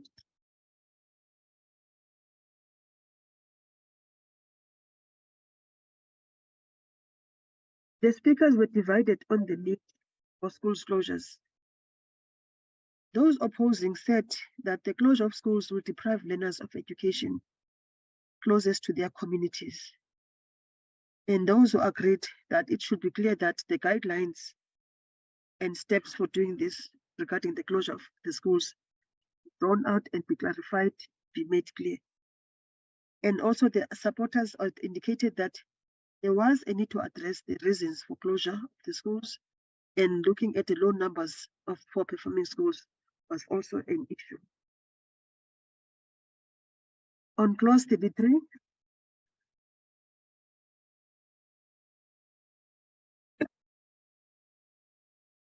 the speakers who supported the clause spoke of the need for schools to be transparent with their financial status. And they supported the need for the department to be informed about financial matters of the schools. Those who opposed the clause complained of additional work and expenses to prepare financial records. They said that the department would not have the capacity to manage submitted financial records. They wanted financial statements to be submitted annually, as is the case, meaning that they want to maintain current status quo. Clause 37 on home education. Honorable members, this clause was mostly objected to by homeschool parents, by practitioners in the homeschool sector, as well as learners who were also to object to the proposed clause. They raised concerns that the clause seems to undermine their freedom of choice. They chose to do homeschooling for different reasons, and they cited them, which also include the learning disability of children, overcrowding public schools, bullying, sexual harassment, issues of religion, etc. They had argued that not all learners learn the same, and with homeschooling, they can see that this method works best for the child, and that in a way, the child flourishes and enjoys schooling so much that it is more at peace when they are in their homes, and therefore they've called for consultation and proper research to be done. And when this research is done, the home education parents, learners, and educators indicated that it should be consulted. Speakers who support the clause on homeschooling wanted home education to be regulated, to be registered, and they also spoke of the country's requirement to know and to account for each and every child, and to confirm the child who is receiving education. They were opposed to parents' provision of education to their children to remain unchecked, that there be no monitoring. They said there must be monitoring. They were of the view that homeschooling seemed to divide the society instead of uniting it. On clause 41, the power of the minister to promulgate regulations.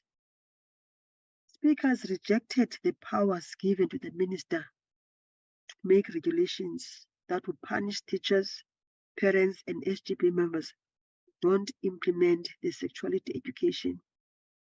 They were opposed to DBE forcing comprehensive sexual education and scripted lessons on schools.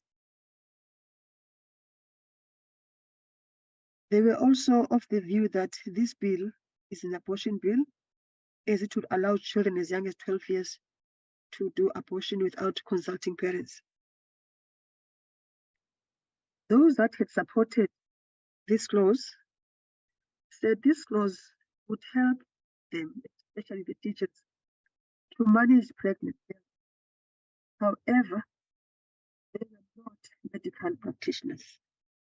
And what the department would also need to do is to have some engagement bilaterals with the Department of Health working together. However, they did argue that the future of learners is not allowed to attend school when they fall pregnant.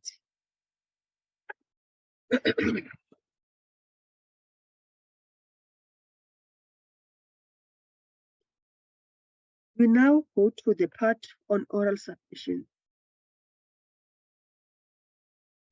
Honorable members, this part is a part that has dealt with the hearings which were conducted in Parliament from the 8th of November to the 22nd of November last year. Through this process, the public were afforded an opportunity to come to Parliament, to express their views, and to make the oral presentation. How these submitters of stakeholders came on board. At the time of the written submissions, there are stakeholders who had expressed their interest that they would like to table their comments to the committee. So these are the ones highlighted here who were allowed then that opportunity. Secretariat conducted them, come to present, and this process was done physically at Parliament. So the committee embarked on physical oral hearings from the 8th of November. The hearings were given opportunity to stakeholders who expressed this through their written submissions. The stakeholders included a range from professional associations, civil society organizations, individuals, university academics, children's commissioner, Chapter 9 institutions, learner organizations, home education sector, trade unions, and faith-based stakeholders. There was quite a lot of range. The names of the organizations and individuals are recorded in the alphabetical list as the order below. There's column 1, column 2, column 3. These were the stakeholders. I need to cite that 134 had expressed in their written submissions that they would like to come on board. However, 22 they were invited to come. So AfriForum, Association for Homeschoolers, Panelist Cause for Justice, Center for Child Law, Christian View Network, SAS, Papato, Equal Education Law Center, and came in jointly, SAS, FW Foundation, Southern Association for Homeschooling, Governance Alliance, Governing Body Foundation, Land Free, Legal Resource Center, National Association of School Governing, Pestalozzi Trust, SATU, SAOU, also another union. Section 27, Skole Understanding Centrum Solidarity, South African Human Rights Commission, South African Institute for Race Relations, South African Learners Command, Universal Association of School Governing Body, Wandile Glabuza came as private, Western Cape Commission for Children and Child Government Monitors, then the world changes that came in for the alcohol laws. Honorable members, in the table are the stakeholders that presented themselves at Parliament for the oral submission. What they were doing in the course of that week, they were expressing what they had written in the written submissions, but they were making it more clearer. What transpired at the oral hearings?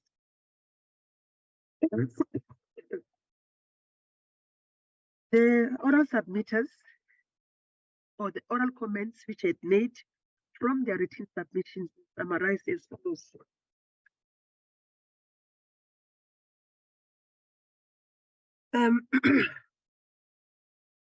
On clause 1, which is the definitions, amending section 1 of SASSA, the web attorneys submitted that the definition of meeting must be properly defined to cover the aspects of online. They recommended that the definition of corporal punishment must be nuanced to give a clear guidance on the principle of what constitutes corporal punishment. Section 27 submitted that any form of punishment is cruel or degrading, physical or otherwise, and should be abolished alongside corporal punishment. They further submitted that any form of punishment which belittles, denigrates, scapegoats, threatens, scares, or ridicules a child should be included in the definition on clause 1. The Legal Resources Center submitted that the definition basic education should not represent an exhaustive list, but should rather be open-ended. They further added that the definition of an educator be amended to state the following. That is, an educator is anyone who teaches, who educates, trains other persons, or who provides professional education or psychological services, who provides administrative roles, maintenance or extracurricular training services at a public school or departmental office, and anyone who's appointed in a post on any educator establishment under this act. So that's what they propose in terms of the definition of an educator. On clause 2, the Human Rights Commission submitted that the definition in clause 2, section 3, about required documents for admission, that this definition is problematic in the sense that many of these documents are unattainable. It further submitted that the BELA bill does not clarify that learners may be admitted regardless of their undocumented status. SATU on clause 3 submitted that for the proposal to increase the penalty provision in section 3, subsection 6, paragraph A, that the department must first interact with the head parent or the caregiver before instituting criminal proceedings as social economic conditions and the context and the literacy level of these parents to play a part in the aid.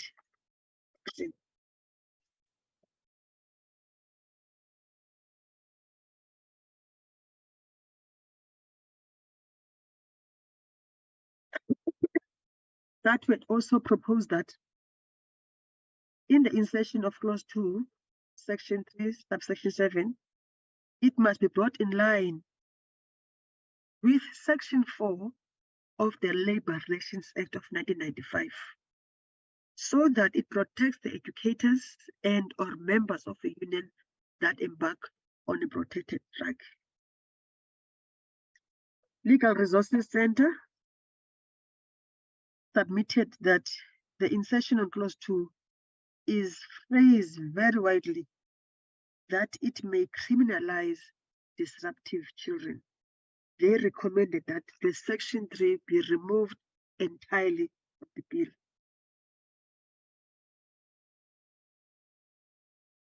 Section 27 has submitted that it welcomes and supports the proposal to make read aloud compulsory for all learners. However, submitted that the proposed section 3A is unclear as it is in contradiction with section 4.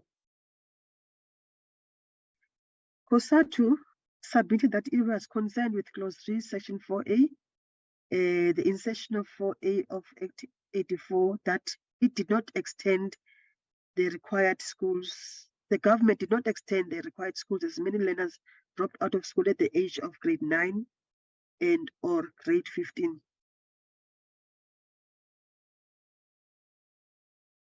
That too, on this particular section, submitted that the subsection be expanded to make provision for the principal or his delegate within 24 hours to reasonably within 24 hours or any reasonable time thereafter. There was the issue of time of the 24 hours, which is cited in the bill, that they can rather further do an intervention as submitted by the amendment. The Legal Resources Center submitted that section 4A must include habitual absenteeism to the proposed provision and a benchmark being added to classify what is habitual absenteeism. It further submits that the BELA bill must go further to discuss the steps to be taken after investigations by the principal.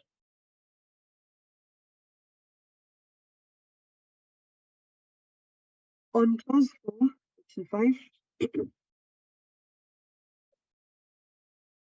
section 27 submitters supports clause 4 and 5 in respect of language and admission policy. It supports the necessity of such policies to be approved by the HOD to ensure constitutional compliance. However, they are concerned that there are no objective criteria to determine when a school is full.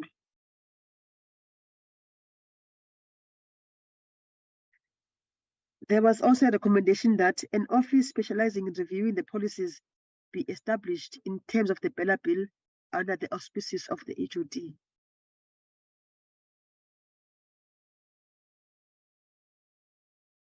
And also that the interested parties may challenge the policies that they believe that are exclusionary, unlawful, and unconstitutional.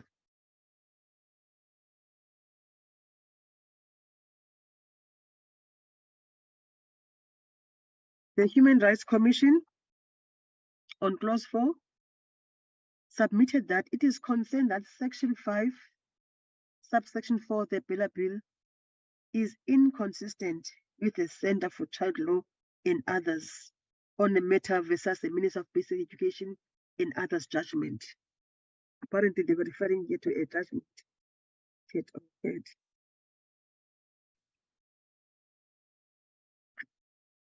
The Legal Resources Center submits that section 5, 1A to 5, 1G creates an undue barrier to accessing education when it comes to learners from disadvantaged backgrounds and locations.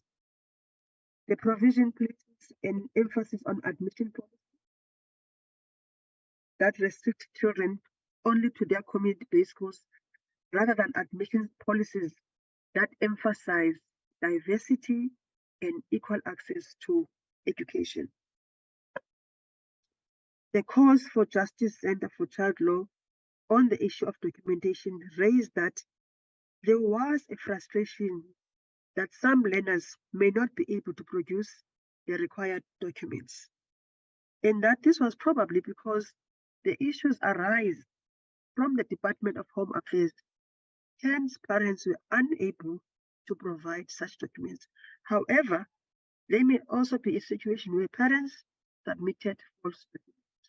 And the recommendation made is that section 5.1a to section 5.1g be deleted from the BELA bill.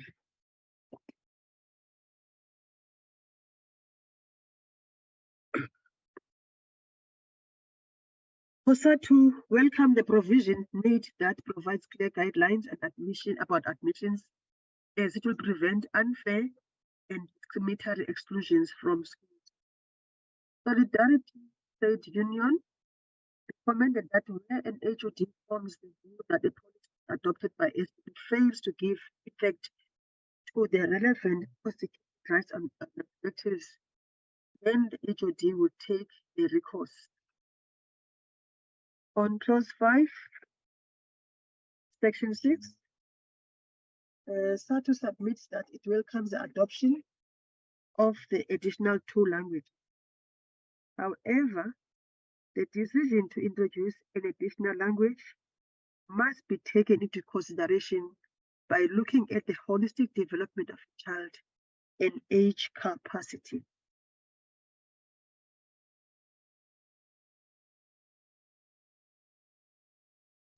COSATU had submitted that they welcome the inclusion of South African language, as it is a step in the right direction towards ensuring that the learners are included, in particular those that had challenges with hearing impairment. The South African Learners Command also welcomed the recognition of the South African languages, sign language, however, oppose the fact that it is merely given a recognition as an official language for the purpose of teaching. They therefore recommended that it should be given an official status as an official language for the purpose of teaching, learning, and serve as a learning of instruction.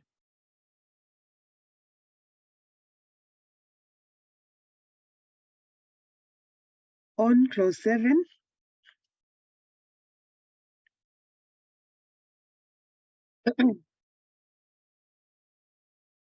the same organization, which is the South African Learners Command, objected to this proposed amendment. In their view, a code of conduct cannot contain certain portions for exemption, as this will create a gray area for execution of disciplinary measures, and proposes that the exemption be deleted.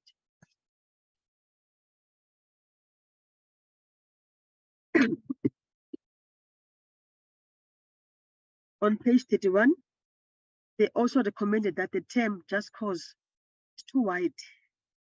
It will lead to frivolous applications for exemption, and therefore the term should be replaced by religious, cultural, or medical grounds to align proposed amendment with its intended purpose.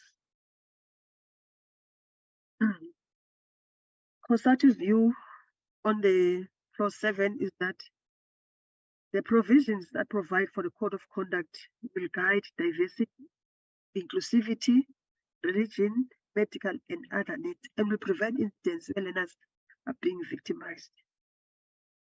Legal Resource Center welcomed the amendment to ensure that the schools are inclusive and that the bill does not place an obligation on the STP to consider the diverse sexual orientation and gender ideas of learners, particularly those who are learners who are deemed to be transgender learners. On clause 8,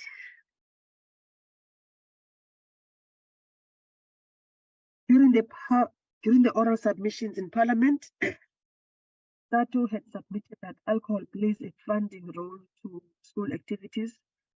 Therefore, the prohibition of alcohol in school premises see schools losing the income that the schools are currently receiving from these activities. SATU indicated that the provisions aim to prevent learners to bringing drugs and alcohol and weapons to schools. However, they were worried about this. The worry was this proposed provision seems to set in conditions in which alcohol can be used, sold to school premises, and it may not be enough to prevent learners from accessing liquor at such events. An organization called Maliambe, a Seventh-day Adventist church, their submission indicated that The provisions are in line with the belief that the safety of teachers is as important as the safety of learners.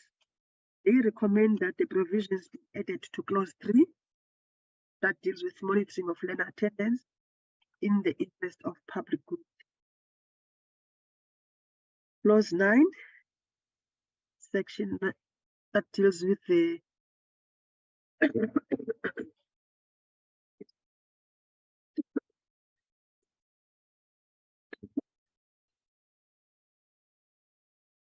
Clause 9 deals with the amendment of providing serious acts of misconduct. Legal Resource Center was suggesting that this definition of serious misconduct be removed as the offences do not align with the punishment. It submits that the sentences are rather too harsh.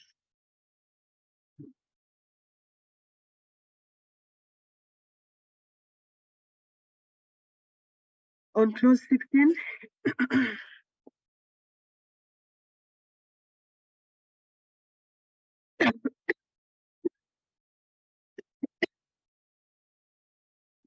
on clause 16, the Legal Resource Center submitted that the proposed amendment on clause 17 is functioning effectively and transparently to deliver high quality education to the learners in schools. The Institute of Race Relations submitted that changes must be made to section 22 of SASSA because it introduces an amendment that allows the agency to remove various functions from the SCP. On clause 18, the Solidarity Union had submitted that section 23 of SASSA underscores the importance of parents as a responsibility in the governance of public schools by ensuring that there is a minimum number of parents serving the SGB, and this has been recognized by the Constitutional Court. They recommended that there be no remuneration for SGBs. Nevertheless, reference was made to the reimbursement of expenses incurred by members in the fulfillment of their duties. On clause 23 and clause 24, there was nothing that much. However, the Legal Resource Center submitted on section 28 that there is no explanation as to why the function of the MEC was taken away and be given to the minister. On clause 31, section 38A, the National Association of Schools Governing Bodies, Chairperson present, submitted that it requests that the 38A be reviewed, considering the practical application of such provisions as amended, capping the role of the SGB and their powers. On clause 32, the South African Learners Command submitted they reject section 41 of the SASSA and also reject amendment of 17 to the clause 32 of the bill, which sought to amend section 41 of the Act. Solidarity Trade Union submitted that the principle of cooperative governance and interracial government relations are all extended to organs of state within each sphere of state of government, section 41. On clause 34, section 43, it was an individual submission from Mr. Wanjede Kabuza, who submitted recommendations to transpose section 43, subsection 2, and section 43, subsection 1. And this is the clause that deals with the technical amendments to align with the developments of the legislation. On what he was indicating is that the SGPs should have a primary responsibility to appoint as per section 43 and section 41 to become a secondary consideration.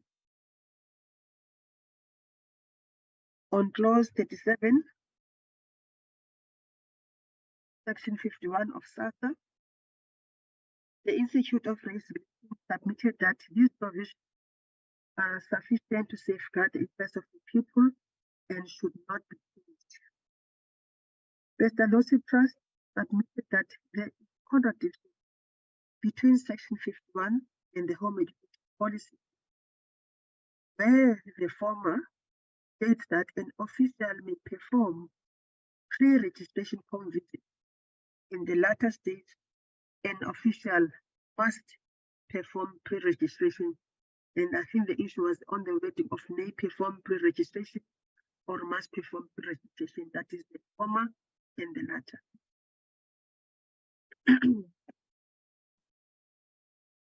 The Gauteng Association for Homeschooling England, or the Gauteng Association for Homeschooling, proposed that home education program is suitable for learners' age, grade level, and ability to predominantly cover the acquisition of content that are required, which are comparable to all the relevant that was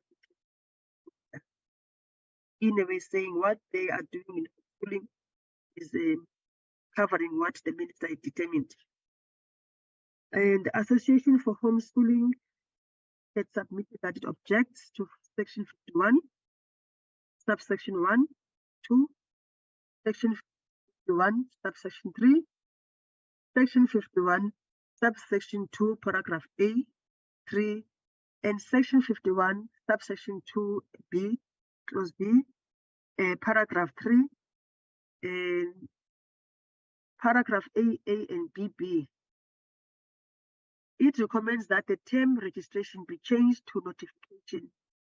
It is recommended that home invasion clause be removed from the bill and that there should be no requirement to be assessed against curriculum statements and that monitoring should be on a contingency basis. On clause 41, the expressions that were cited from the Christian View Network emphasize that the concerns related to school governing parental rights. Some presentations also noted that the best interests of the child were paramount. The law that impacts on children should be child-centric and based on the fundamental rights of the child. The legal resource indicated that sexual misconduct posed a considerable risk to the well-being of learners. Other submissions addressing the learner was that if the bill was passed, it will allow that primary school children to have an abortion. On the comments regarding the Employment of Educators Act, clause 49, section 17, the Legal Resource Center had submitted that the amendments on the proposed EEA do not go far enough to address educators' sexual misconduct. They therefore recommended that section 17, subsection 1C, be amended to read as follows. An educator must be dismissed if he or she is found guilty of sexual harassment, sexual assault, rape, or statutory rape of a learner. The underlined statement, honorable members, indicates an addition. That's how an addition is underlined. So such an explicit identification of the different forms of serious misconduct will provide clarity and will also provide the necessary guidance in the cases where it happens. On clause 50, section 18,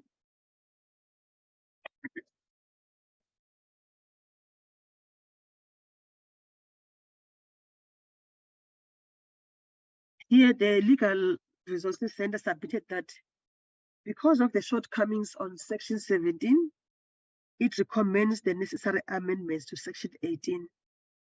They also submitted that this clause regarding the definition of misconduct and serious misconduct should be in a manner that is aligned with the Constitution, as well as the Children's Act and the existing sexual offences laws. They recommend that the Employment of Educators Act should be amended to not allow educators who are appealing a decision of sexual misconduct again to continue teaching. Instead, such educators whose matters are on appeal must be placed on paid suspension and not be allowed to work with children until the appeal is finalized. Where an educator resigns while being under investigation for sexual misconduct, that A, the misconduct or while on suspension, that is on section 14 of the EEA, subsection 1C and subsection D, paragraph 2, must be invoked. Thus, educators should then resign before the disciplinary process is completed. They must be deemed dismissed. They also recommend B, that the legislative framework should, however, be more amended to provide that where an educator who is under investigation for educator sexual misconduct seeks employment at a different school, that information on the allegations should be provided to the school. The recommendation C is that the Employment of Educators Act must require that schools share the outcome of the disciplinary proceedings with the Provincial Education Department as well as the South African Council of Educators regarding the perceived seriousness of the allegations of educator sexual misconduct. And finally, they recommend that it is necessary to provide the clarity regarding the definitions of misconduct, serious misconduct, in a manner that is consistent with the Constitution, Children's Act, as well as existing sexual offences law. Honorable members, at the bottom of page 36, we now come to the public submissions.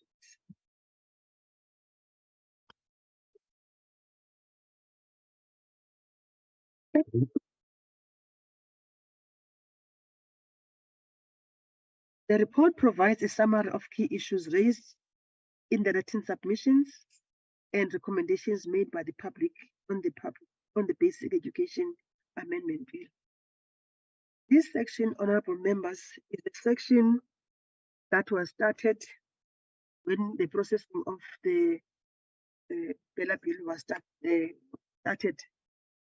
The submissions were received from SGBs, parent associations, teacher unions, legal firms, civil society, community-based structures, and NGOs. As a secretariat, we had previously reported to the committee on the written submissions as received. The call for submissions attracted approximately 2,941 submissions from members of the public. The average figure of 17,452 initially reported to the committee were preliminary figures based on the entire entries reflected in the email inbox. Public submissions were received electronically via email, via Google Forms, and some hand-delivered via courier as well. Others were received during the public hearings. The received number of comments is broken down as follows. Email submissions, 17,452, Google Forms, 549, 110 delivered in Parliament, hand couriered or delivered, couriers or hand delivered, 11,522, postcard 251, one video submission, submissions received in public hearings. These are the ones which were written submissions at the public hearings, 4,700.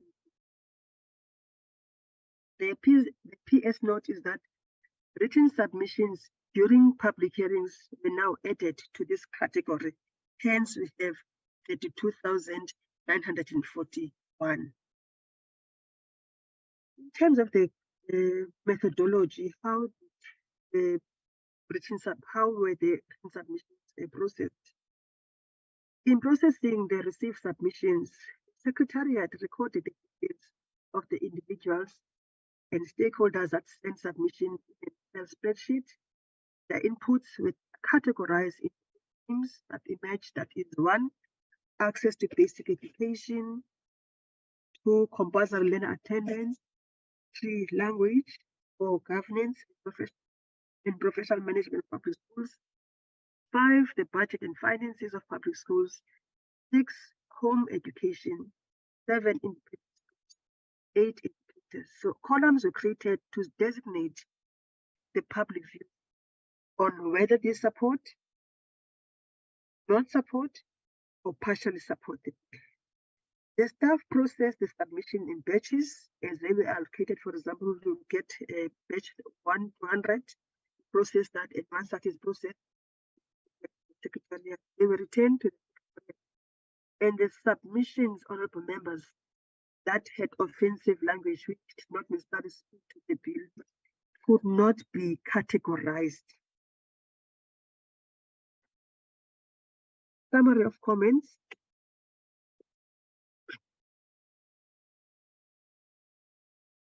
Regarding the written submissions, the report provides key issues raised in the written submission and recommendations made by the public on BELA Bill 2 of 22.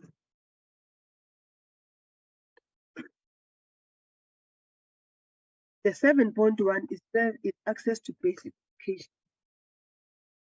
Many concerns raised in the written submission by public on clause 2, section 3 states that the HOD, after consulting the governing body, has the final authority to admit a learner to public school. They raise a concern. This is viewed by the public as an idea that seeks to centralize powers of, and that the powers are now extended, and submitters support that this goes against the aim of SASSA and is against the principle of democratic governance. The view of those against this proposal is that it reduces the role and function of the HGP. The submitters also argue that to admit learners to public schools, that decision rests with the HGP because they are the parents and the HGP is best placed to make that decision. HOD involvement should rather be minimal as they are already overburdened. On the compulsory learner attendance, Section 29 of the Constitution grants all children of school the right to education. The BELA Bill gives light to this right, yet the concern raised is that it might also undermine this very same right. An example which was cited that Clause 2, Section 3 proposes to criminalize parents who keep their children out of increased jail penalty from 6 months to 12 months. So while certain aspects of the amendment are welcomed, the public is not happy about the extension of the penalty from 6 months to 12 months. On the issue of parents not having the documents or documents being falsified, that the clause that those providing false, misleading information should be jailed. Submitters raise a concern that this clause that parents might not have legal documentation for a reason and a number of valid reasons. Therefore, if they are jailed, more learners will be on the streets and families will be subject to poverty when parents are in jail. On the aspect of language policy submissions, there were concerns of social cohesion on the language policy issues. Some schools' governing body responses without the power to determine schools' language policy, the rest with the HGP in terms of Section 6, subsection 2 of the Schools Act. Then this BELA Bill, Clause 5, subsection 3, which proposes to amend the Section 6 by adding this subsection, it seeks to limit the governing body's power to determine the school's language policy.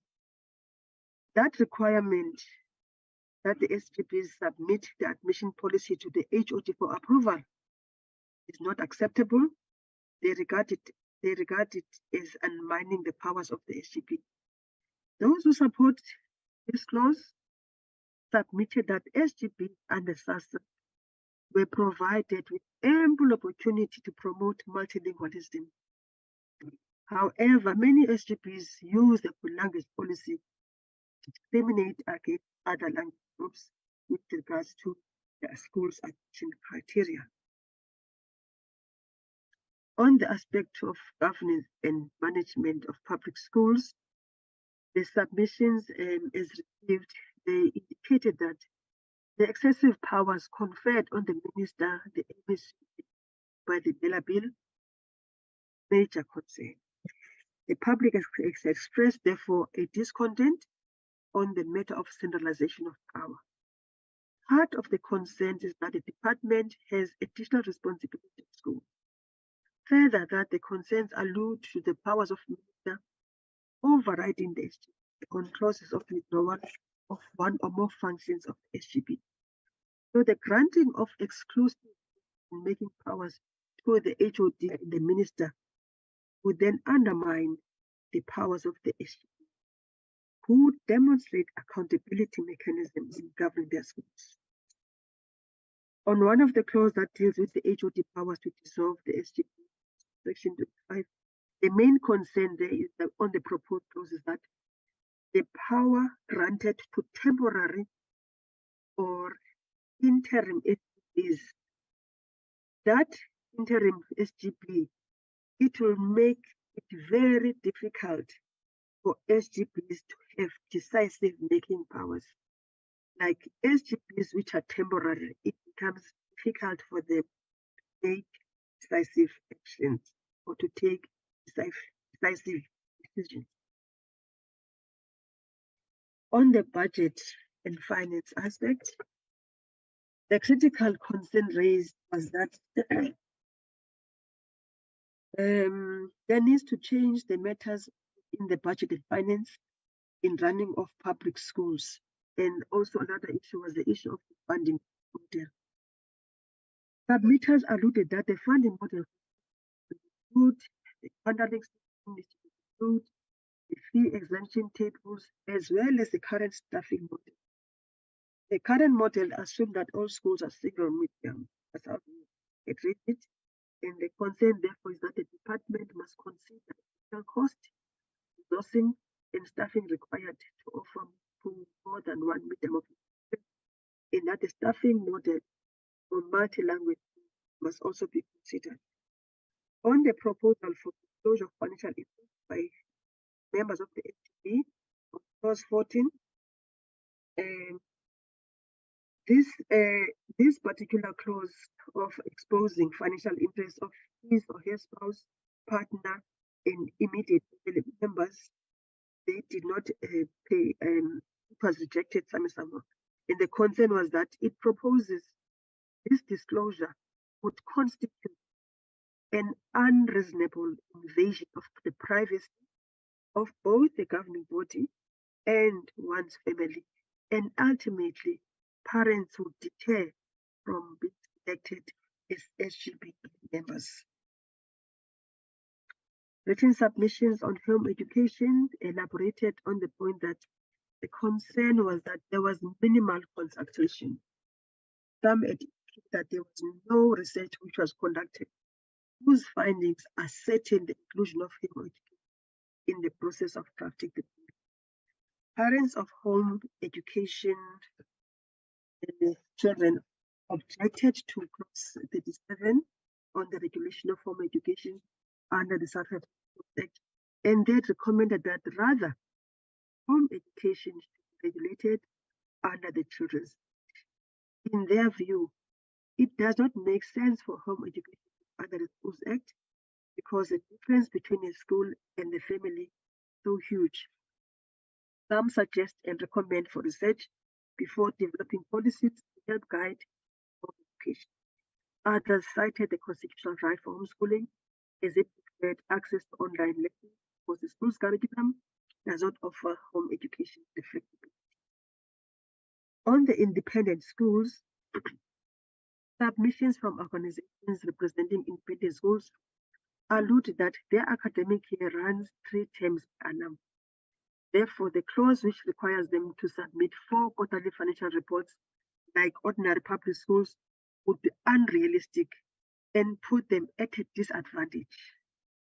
The provision for a public school to become an independent school, the argument they put forward is that the proposed amendment does not create an opportunity for a public school to become an independent school in the same way that the SASSA Act, Section 49, allows for an independent school to become public school. So it should be made possible for an SGB to apply to the department for the conversion to an independent school. The educators theme that emerged on the written submissions, even though the educator issues are regulated by the EB and is dealt with by the Education Labour Relations Council, some submitters welcome the proposal that deals with the line. That this clause prohibits educators from conducting business with the state to avoid financial conflict. The submitters' concern also pointed to clause 45 in relation to promotion posts, where the influence of EPs in recruitment oftentimes excludes the appointment of educators with criteria which is not based on equity.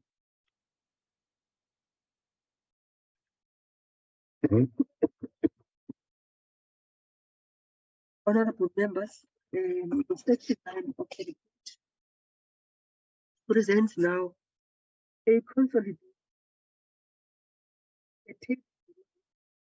consolidates all the statements regarding the public comments from the public hearings and the process submission on the public participation aspect. So out of the 34,941 submissions, 96,593 process, the results are as follows. 14,801 supported the bill, while 10,128 rejected the bill. The submitters that gave partial support is 1,024, and those that were undeclared, 140. The table beneath outlines these views of support or not support in this way. The spreadsheet is verified on the 5th of August. Alludes to 470 being support. Not support is 5,862. Partial is 298. Undeclared for 485. That makes the 6,715 that were processed. On MS Word, lengthy or substantive submissions, support is 6. Not support is 1,172. Partial is 58, undeclared 0. And the total of the MS Word long submissions is 1,236. On Google, support was 100. Not support 415. Partial 34. Undeclared 0, and the total is 549. The video is processed.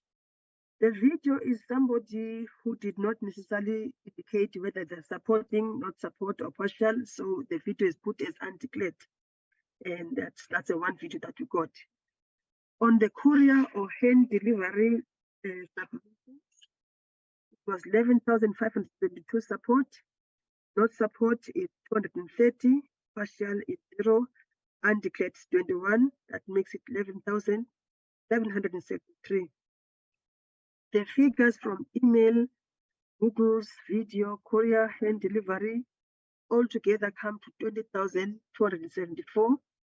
Then, at the public hearings, the oral speakers and the submission forms outcomes are as follows. With oral speakers, the supporters were 726, not support 684, partial 102, undeclared 74. That makes the 1,586 oral speakers right across the 9 provinces. On the submission forms at the public hearings, 2,377 supported the bill, 1,765 did not support, 532 were partial, 59 were undeclared. Total was 733. All public views, Honorable Member. 14,801 supported the bill, 10,128 rejected the bill, partially supported 1,024, and declared 640. That makes the 26,530. So of the processed views and public views, written submissions, oral submissions, one would signify that the 6219 were public hearings. Honorable members, this is a good sample to gauge the public responses. Parliament is expected to highlight their public views, and according to the sample and the sizable number of comments by the standards, it seems to be the processing a commendable sample. On matters outside of the BELA bill, issues raised from the first time we dealt with the written submissions of COVID-19 vaccination, that the public had raised issues that the BELA bill not take into account the issues of the COVID-19 vaccination, and that the public had expressed that while the bill did not take into account the COVID-19 brought about many of which the education sector has to address issues of pandemic, way beyond that. Other unrelated issues are the issues of online education not covered by the bill, the issues of crime, how it's dealt, increase of poor infrastructure challenges such as trends, issue of water and electric supply, the teacher colleges that the universities do not necessarily produce the kind of teachers that are supposed to be teaching in schools, the issue of inclusive education being accommodated as special schools need, the three-stream model, the safety and security, learner transport.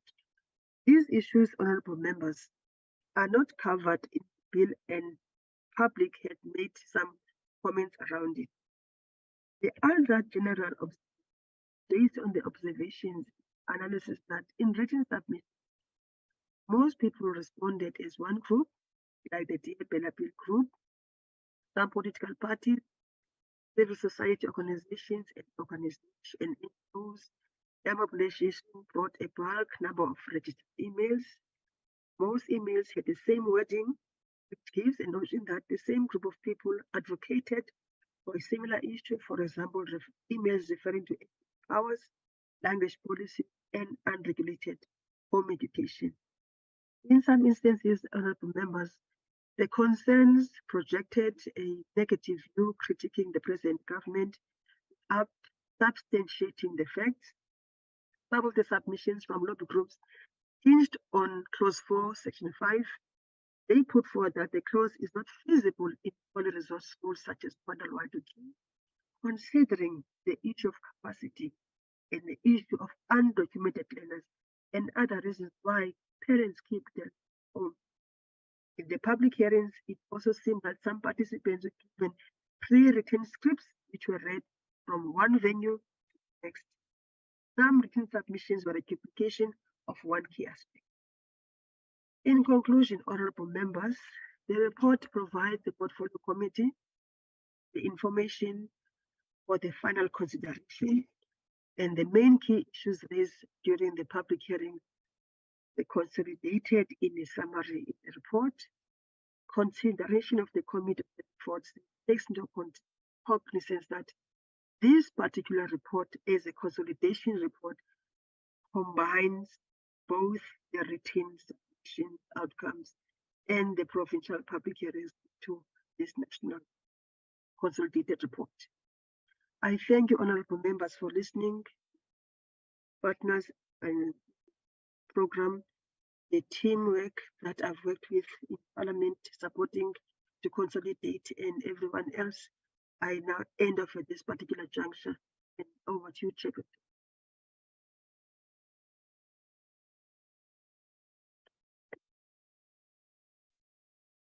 Thank you very much, Mrs. Posh.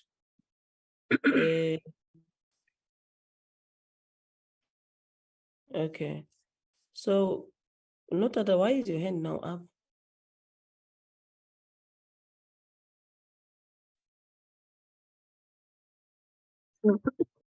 Noted.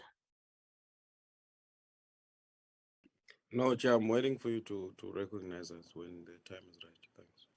No, but I'm not going to recognize you to speak. Look, we will correct and adopt the report next week. No, Chair, the proposal was that we listen to the presentation, we make comments, and if there's additional comments that needs to be made, a space is available. And Honorable Lucia seconded that proposal, and he made the same.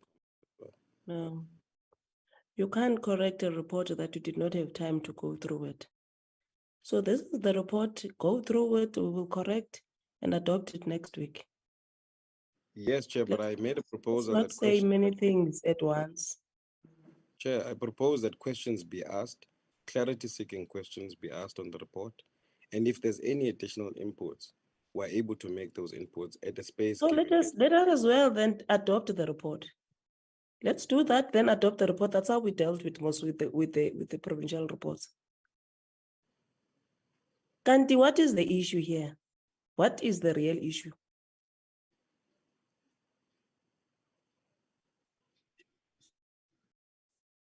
Principal.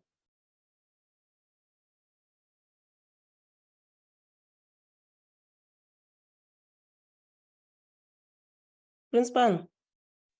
Hello, my chair. How are you? Hi, Bo. Chair? Chair? Chair.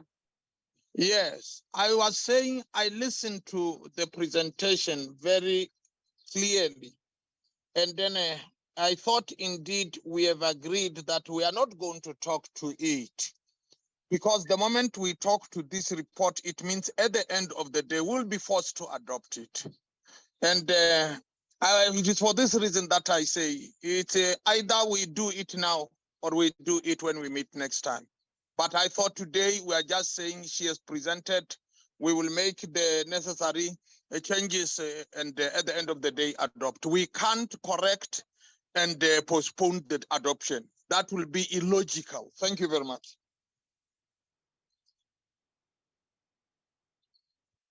Thank you very much. Can we move to the minutes, Llewellyn? The minutes of the 20th of June. Chair, my hand is up. I've noted your hand, but we are correcting now. I get it, we've agreed on the approach.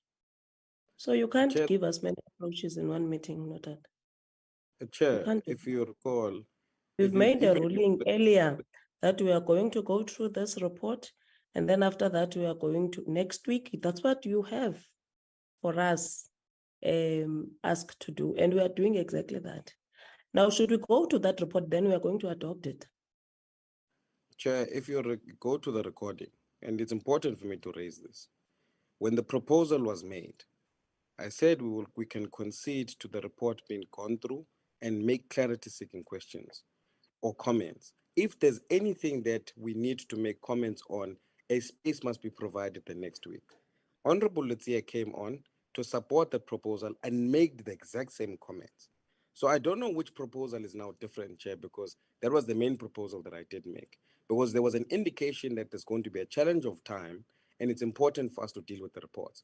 And I then said, let's go through the report, ask clarity-seeking questions, make the comments. The Deputy Minister even came after that with the same understanding that comments will be made or questions will be asked of the report, and then we can consider the adoption of the report the next week.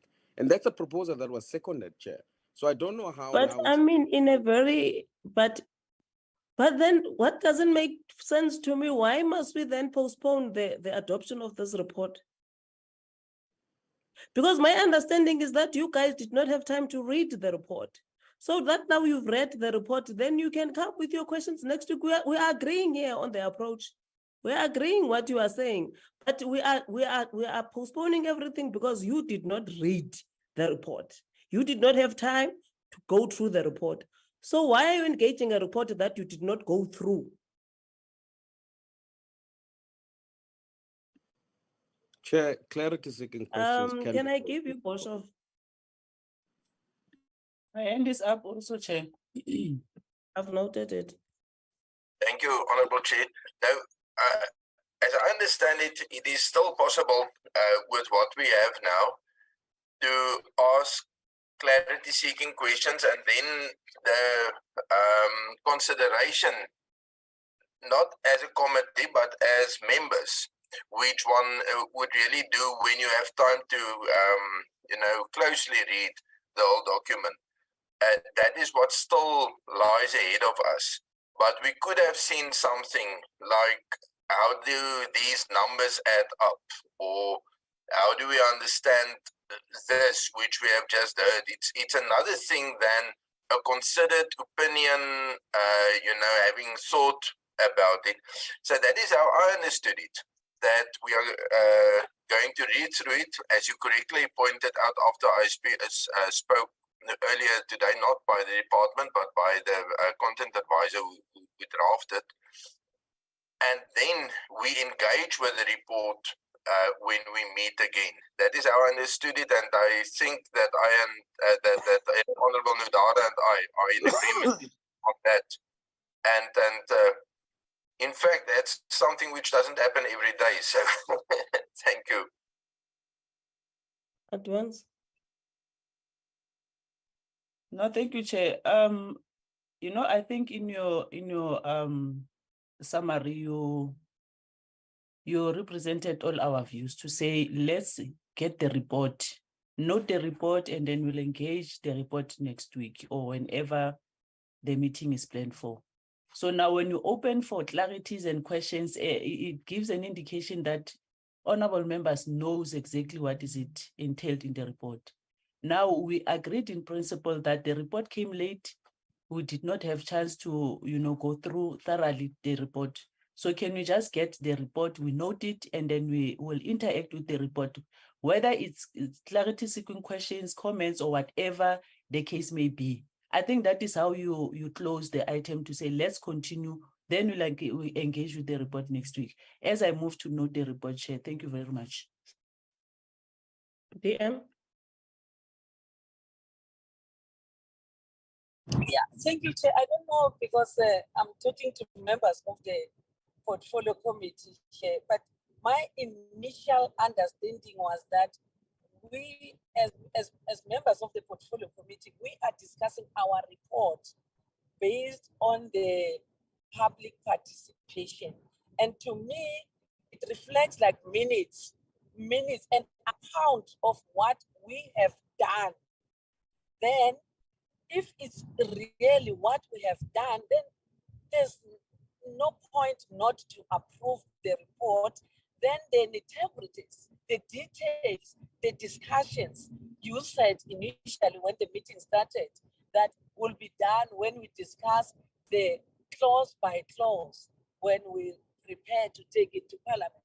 I don't know if this report is something else other than what transpired from the public participation that you engaged on, then maybe I'll reserve my comment. But if we're discussing what transpired as per the work that we have been doing as the portfolio committee, then I don't see a point really of us not adopting a report. Like when we adopt minutes, like in any meeting, when we adopt minutes, then matters arising from the minutes we'll discuss, but corrections and additions we add now, then we adopt, then we'll discuss the report in the next meeting.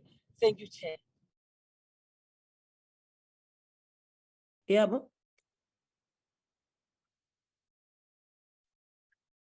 Manibulisa sihlalo. Ingaphosisanga amaseko. Ningabulisi individually wonke umuntu kule platform. But let me acknowledge all protocol that is present with us. Slalo, I think what we should refer to is your ruling.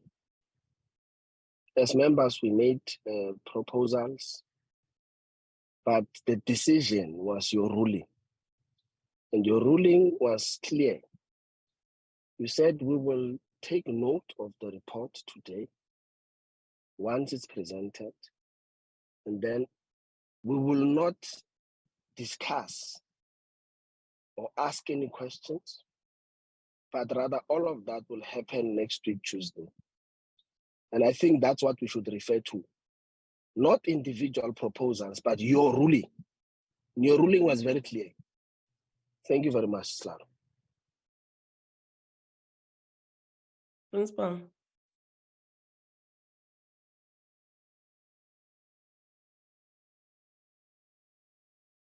Principal. Sukers. Chair, good morning and good morning to everyone on the platform. My question, Chair, is if the ruling stands, will there be a matrix of all submissions that will be compiled so that when the clause by clause happens, that we have a matrix of all the submissions, or is the report standing as a matrix of all submissions? Can we go back to the ruling that we are going to engage this report next week when we meet, and we are going to adopt the report next week? You know, probably we must agree the problem is that we are coming from different school of thoughts. When you present a report, you present it so that when you agree or you make correction and then you adopt the report, you get rid of it. Now, a proposal was that we must look into this report next week because it came late. We agreed to that. We are doing exactly that. Now there is a problem, we need to rectify the report. We can't do many things at once. That's why I want to understand what is exactly the issue here. So let us deal with the minutes now. All the minutes, let's adopt them.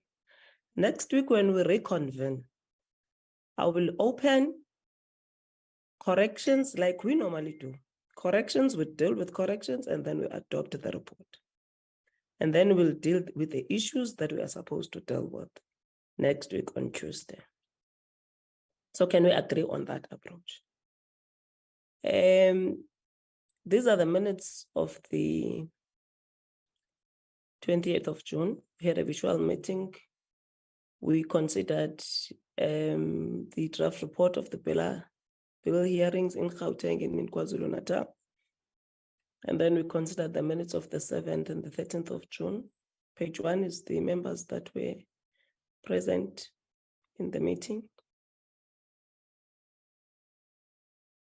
Page 2 is the officials from DBE and basic education. From DBE and Parliament. We have opened and welcome everybody in the meeting. And we have mentioned that we are dealing with KZN and Gauteng reports. And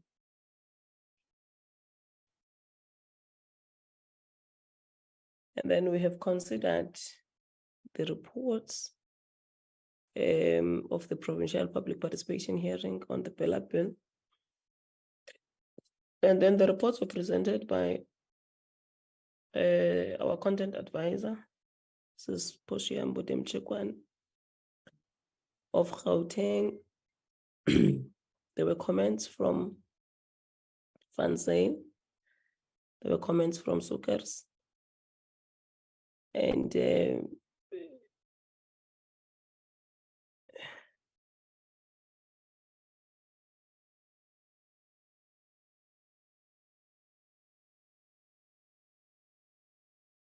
then we went to the KZN report. And then there were comments from Fansail.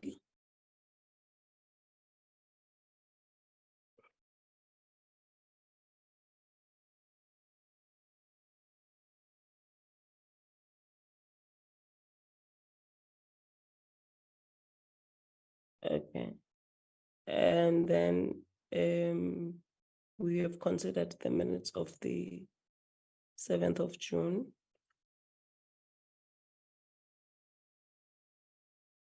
And then they were moved by Honorable Muratsetla and Fansay. And the minutes of the 13th of June were moved by Honorable Advance and seconded by Honorable Muratsetla. We have concluded the meeting by thanking the contribution and participation. And then we have welcomed Honorable Madlengozi to the committee, and we adjourned the meeting at 12:06 on the 27th on the 20th of June. Any corrections on the minutes? If not, can we adopt the minutes?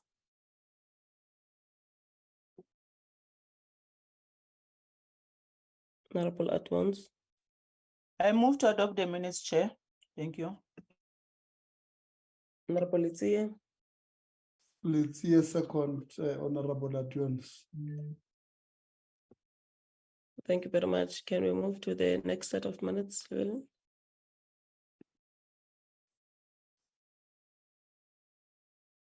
Thank you very much. These are the minutes of the visual meeting that we had on the 27th of June,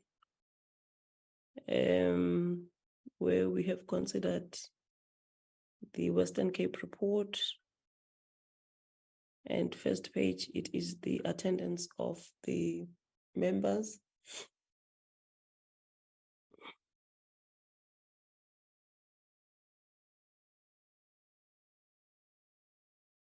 Page 2, it's the officials from the Department of Basic Education and Parliament.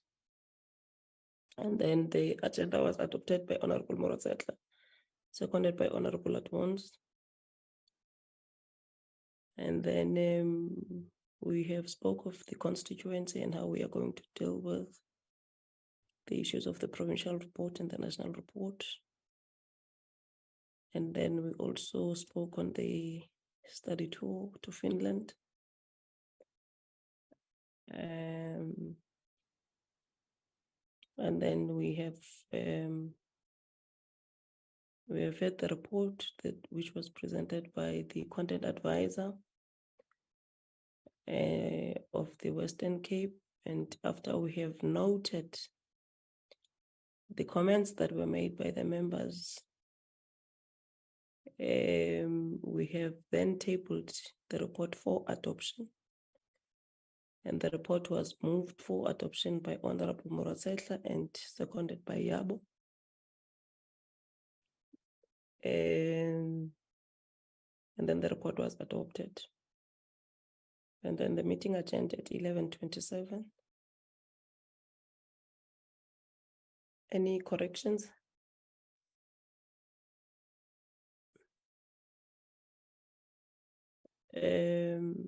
Honorable, I don't know, Yabo, Litsia, and then Sukers.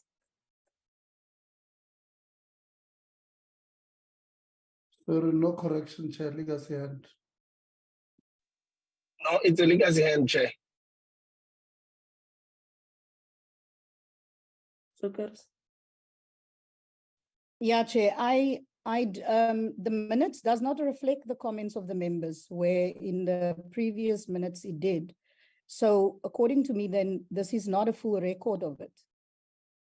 I would propose that we adopt the minutes at the later meeting, because I don't see how this minutes are different to the other minutes that we've adopted.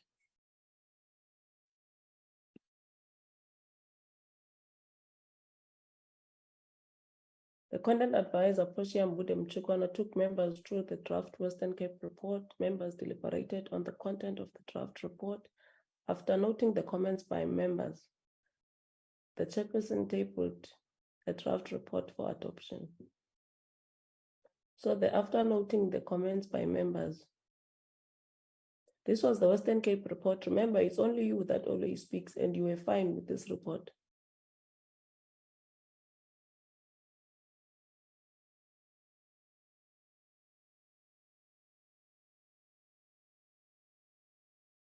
Honorable Advance. No, Chair, I think the minutes are properly captured. Unless Honorable Sukels want now to also include the entire report of Western Cape in the minutes. But now I think the minutes are properly captured and I would like to move for adoption. Thank you, Chair. Modulasetulo,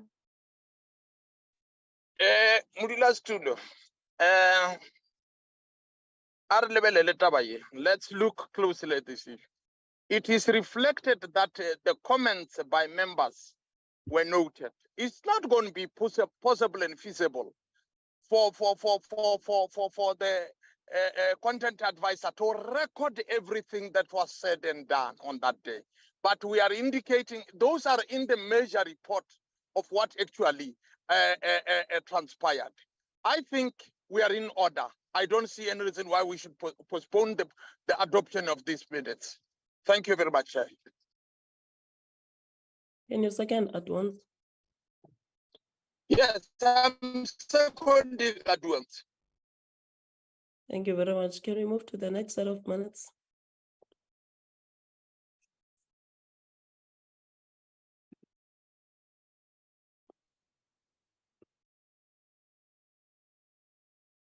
Thank you very much. These are the minutes of the 1st of August. We had a meeting on visual meeting where we have considered the reports of Northern Cape and Eastern Cape. And then we considered the draft minutes of the 20. Oh no, these are actually, we decided to postpone those minutes. These are the ones that we just adopted. First page is the attendance of the members. And then the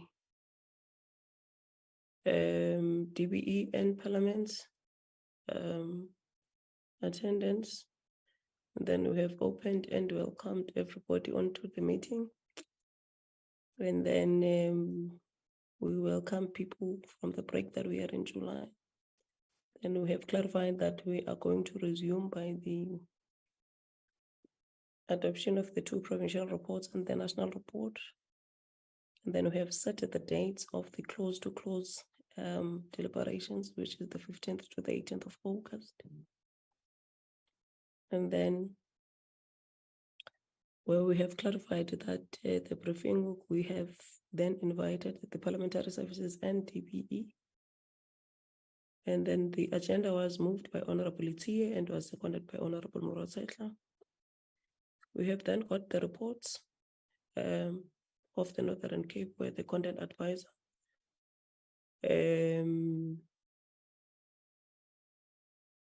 Budem Chekwane have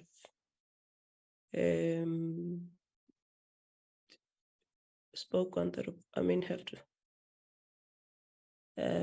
presented the report, and then we had comments and observations from Honorable Sukers.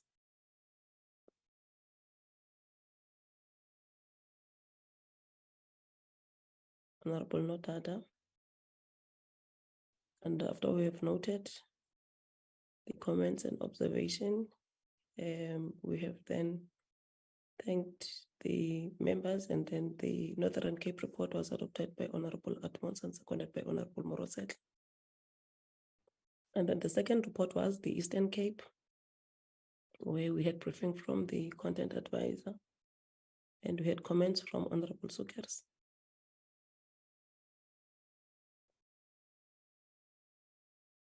Can you move, Llewellyn?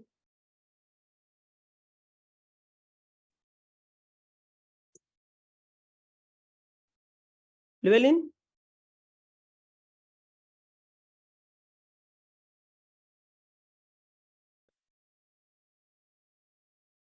Am I still in the meeting? Yeah, we can hear you, Chair. Oh, then it's Llewellyn that, it's Llewellyn that. But can I ask members to go to your emails so that we just finish this Eastern Cape report? I think he has lost the network coverage. Llewellyn, Chairperson, my Ima, chair, yes, Honorable Principal. I thought we are adopting the minutes of Northern Cape first before we go to the Eastern Cape. No, Principal, let's adopt all the minutes. It's only Sukers that has made Okay. comment on the Eastern Cape report. Other matters were not that I was suggesting that the department must present how the bill will be funded, and also the issue of the parliamentary legal services and the qualitative and quantitative analysis, and ensure that all meetings on clause by clause deliberation be open to the public. And then we have indicated that the committee had now completed the consideration and adoption of all 9 provincial reports, some with amendments to be effected. And then the Secretariat to communicate to DPE and ensure committee received a briefing on the financial implications of the bill. And then the chairperson alluded to the process of the followed during the close-to-close deliberation.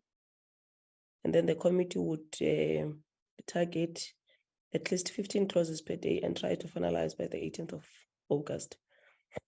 So the meeting agenda at 12:45. So those are the minutes of the 1st of August. Any corrections? 12:54, sorry. Absence of corrections, can we adopt the minutes? Honorable Adwans. Chair, I move to adopt the minutes, and there's a spelling error on the first minutes.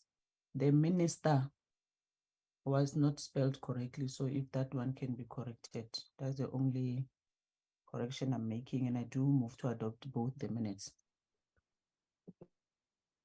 Honorable Lydia. No, thank you very much, Chair. I second the adoption of the minutes with the corrections as indicated. Thank you very much, members. Now that the minutes are adopted, we are going to meet next week on Tuesday in Parliament. Communication will come from Mr. Brown on the venue. The time will be 9 o'clock every day. For next week, we are meeting at 9, not 9:39. When we meet on Tuesday, we are going to start with this report that we have done today. We are going to allow for corrections and we are going to adopt it. And then after that, we are going to give DP some time to give us a presentation on the funding of the BELA bill. Probably that will take us till tea time. And then immediately after 11 o'clock, we are going to start the clause by clause section. Like I've said, we are targeting to do 15 clauses a day. If we can do more, we will do more. But we are targeting to deal with 15 clauses a day. And if it means we must work till after 4, if we haven't done 15 clauses a day, we are going to do exactly that. As long as we understand that we will have to agree on that particular approach. Be that as it may, let me thank everybody for being part of this meeting. Not that your hand is up. Yes, Chair, I just wanted to check the venues we're going to use next week. Will people be able to access the live streaming of our meetings? Llewellyn, can you respond to that? Request from the previous meeting last week that I requested, Chair. Mr. Brown? Oh, he's not in the meeting. Oh, are you back? Can you hear me? Yeah, I'm sorry. I've been kicked in and out for the last few minutes. Yes, Chairperson, on the issue of the broadcast, we have received communication from Sound and Vision And the venue we'll be using is Committee Room S12A, which is on the ground floor in the NCOP wing. What they do have, the cameras are live and they will be able to transmit, I think only on the, I think it's the YouTube channel, but not on all the platforms, Chairperson. That's the information I have. I will share that with members of the committee, the correspondence I received from IT and Sound and Vision. But there will be broadcast. If memory serves me, Chair, it'll be on the YouTube channel.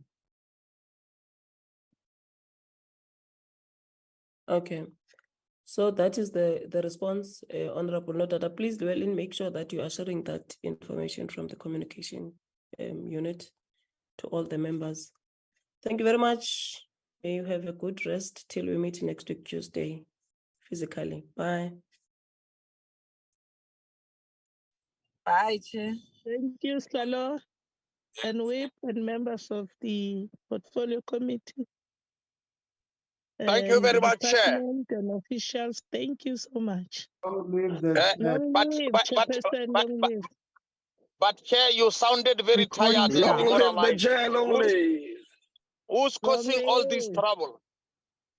My Chair, who's causing all this trouble? You Soldier. sounded very down. Just know that I'm a soldier. Relative principal, like relative, we know. Come on. Long live the Chair, long live. We're not princely here, no that you are causing trouble to this portfolio committee. Yeah. The two of you. The chair is not troubled. The Long chair is live the chair, long live.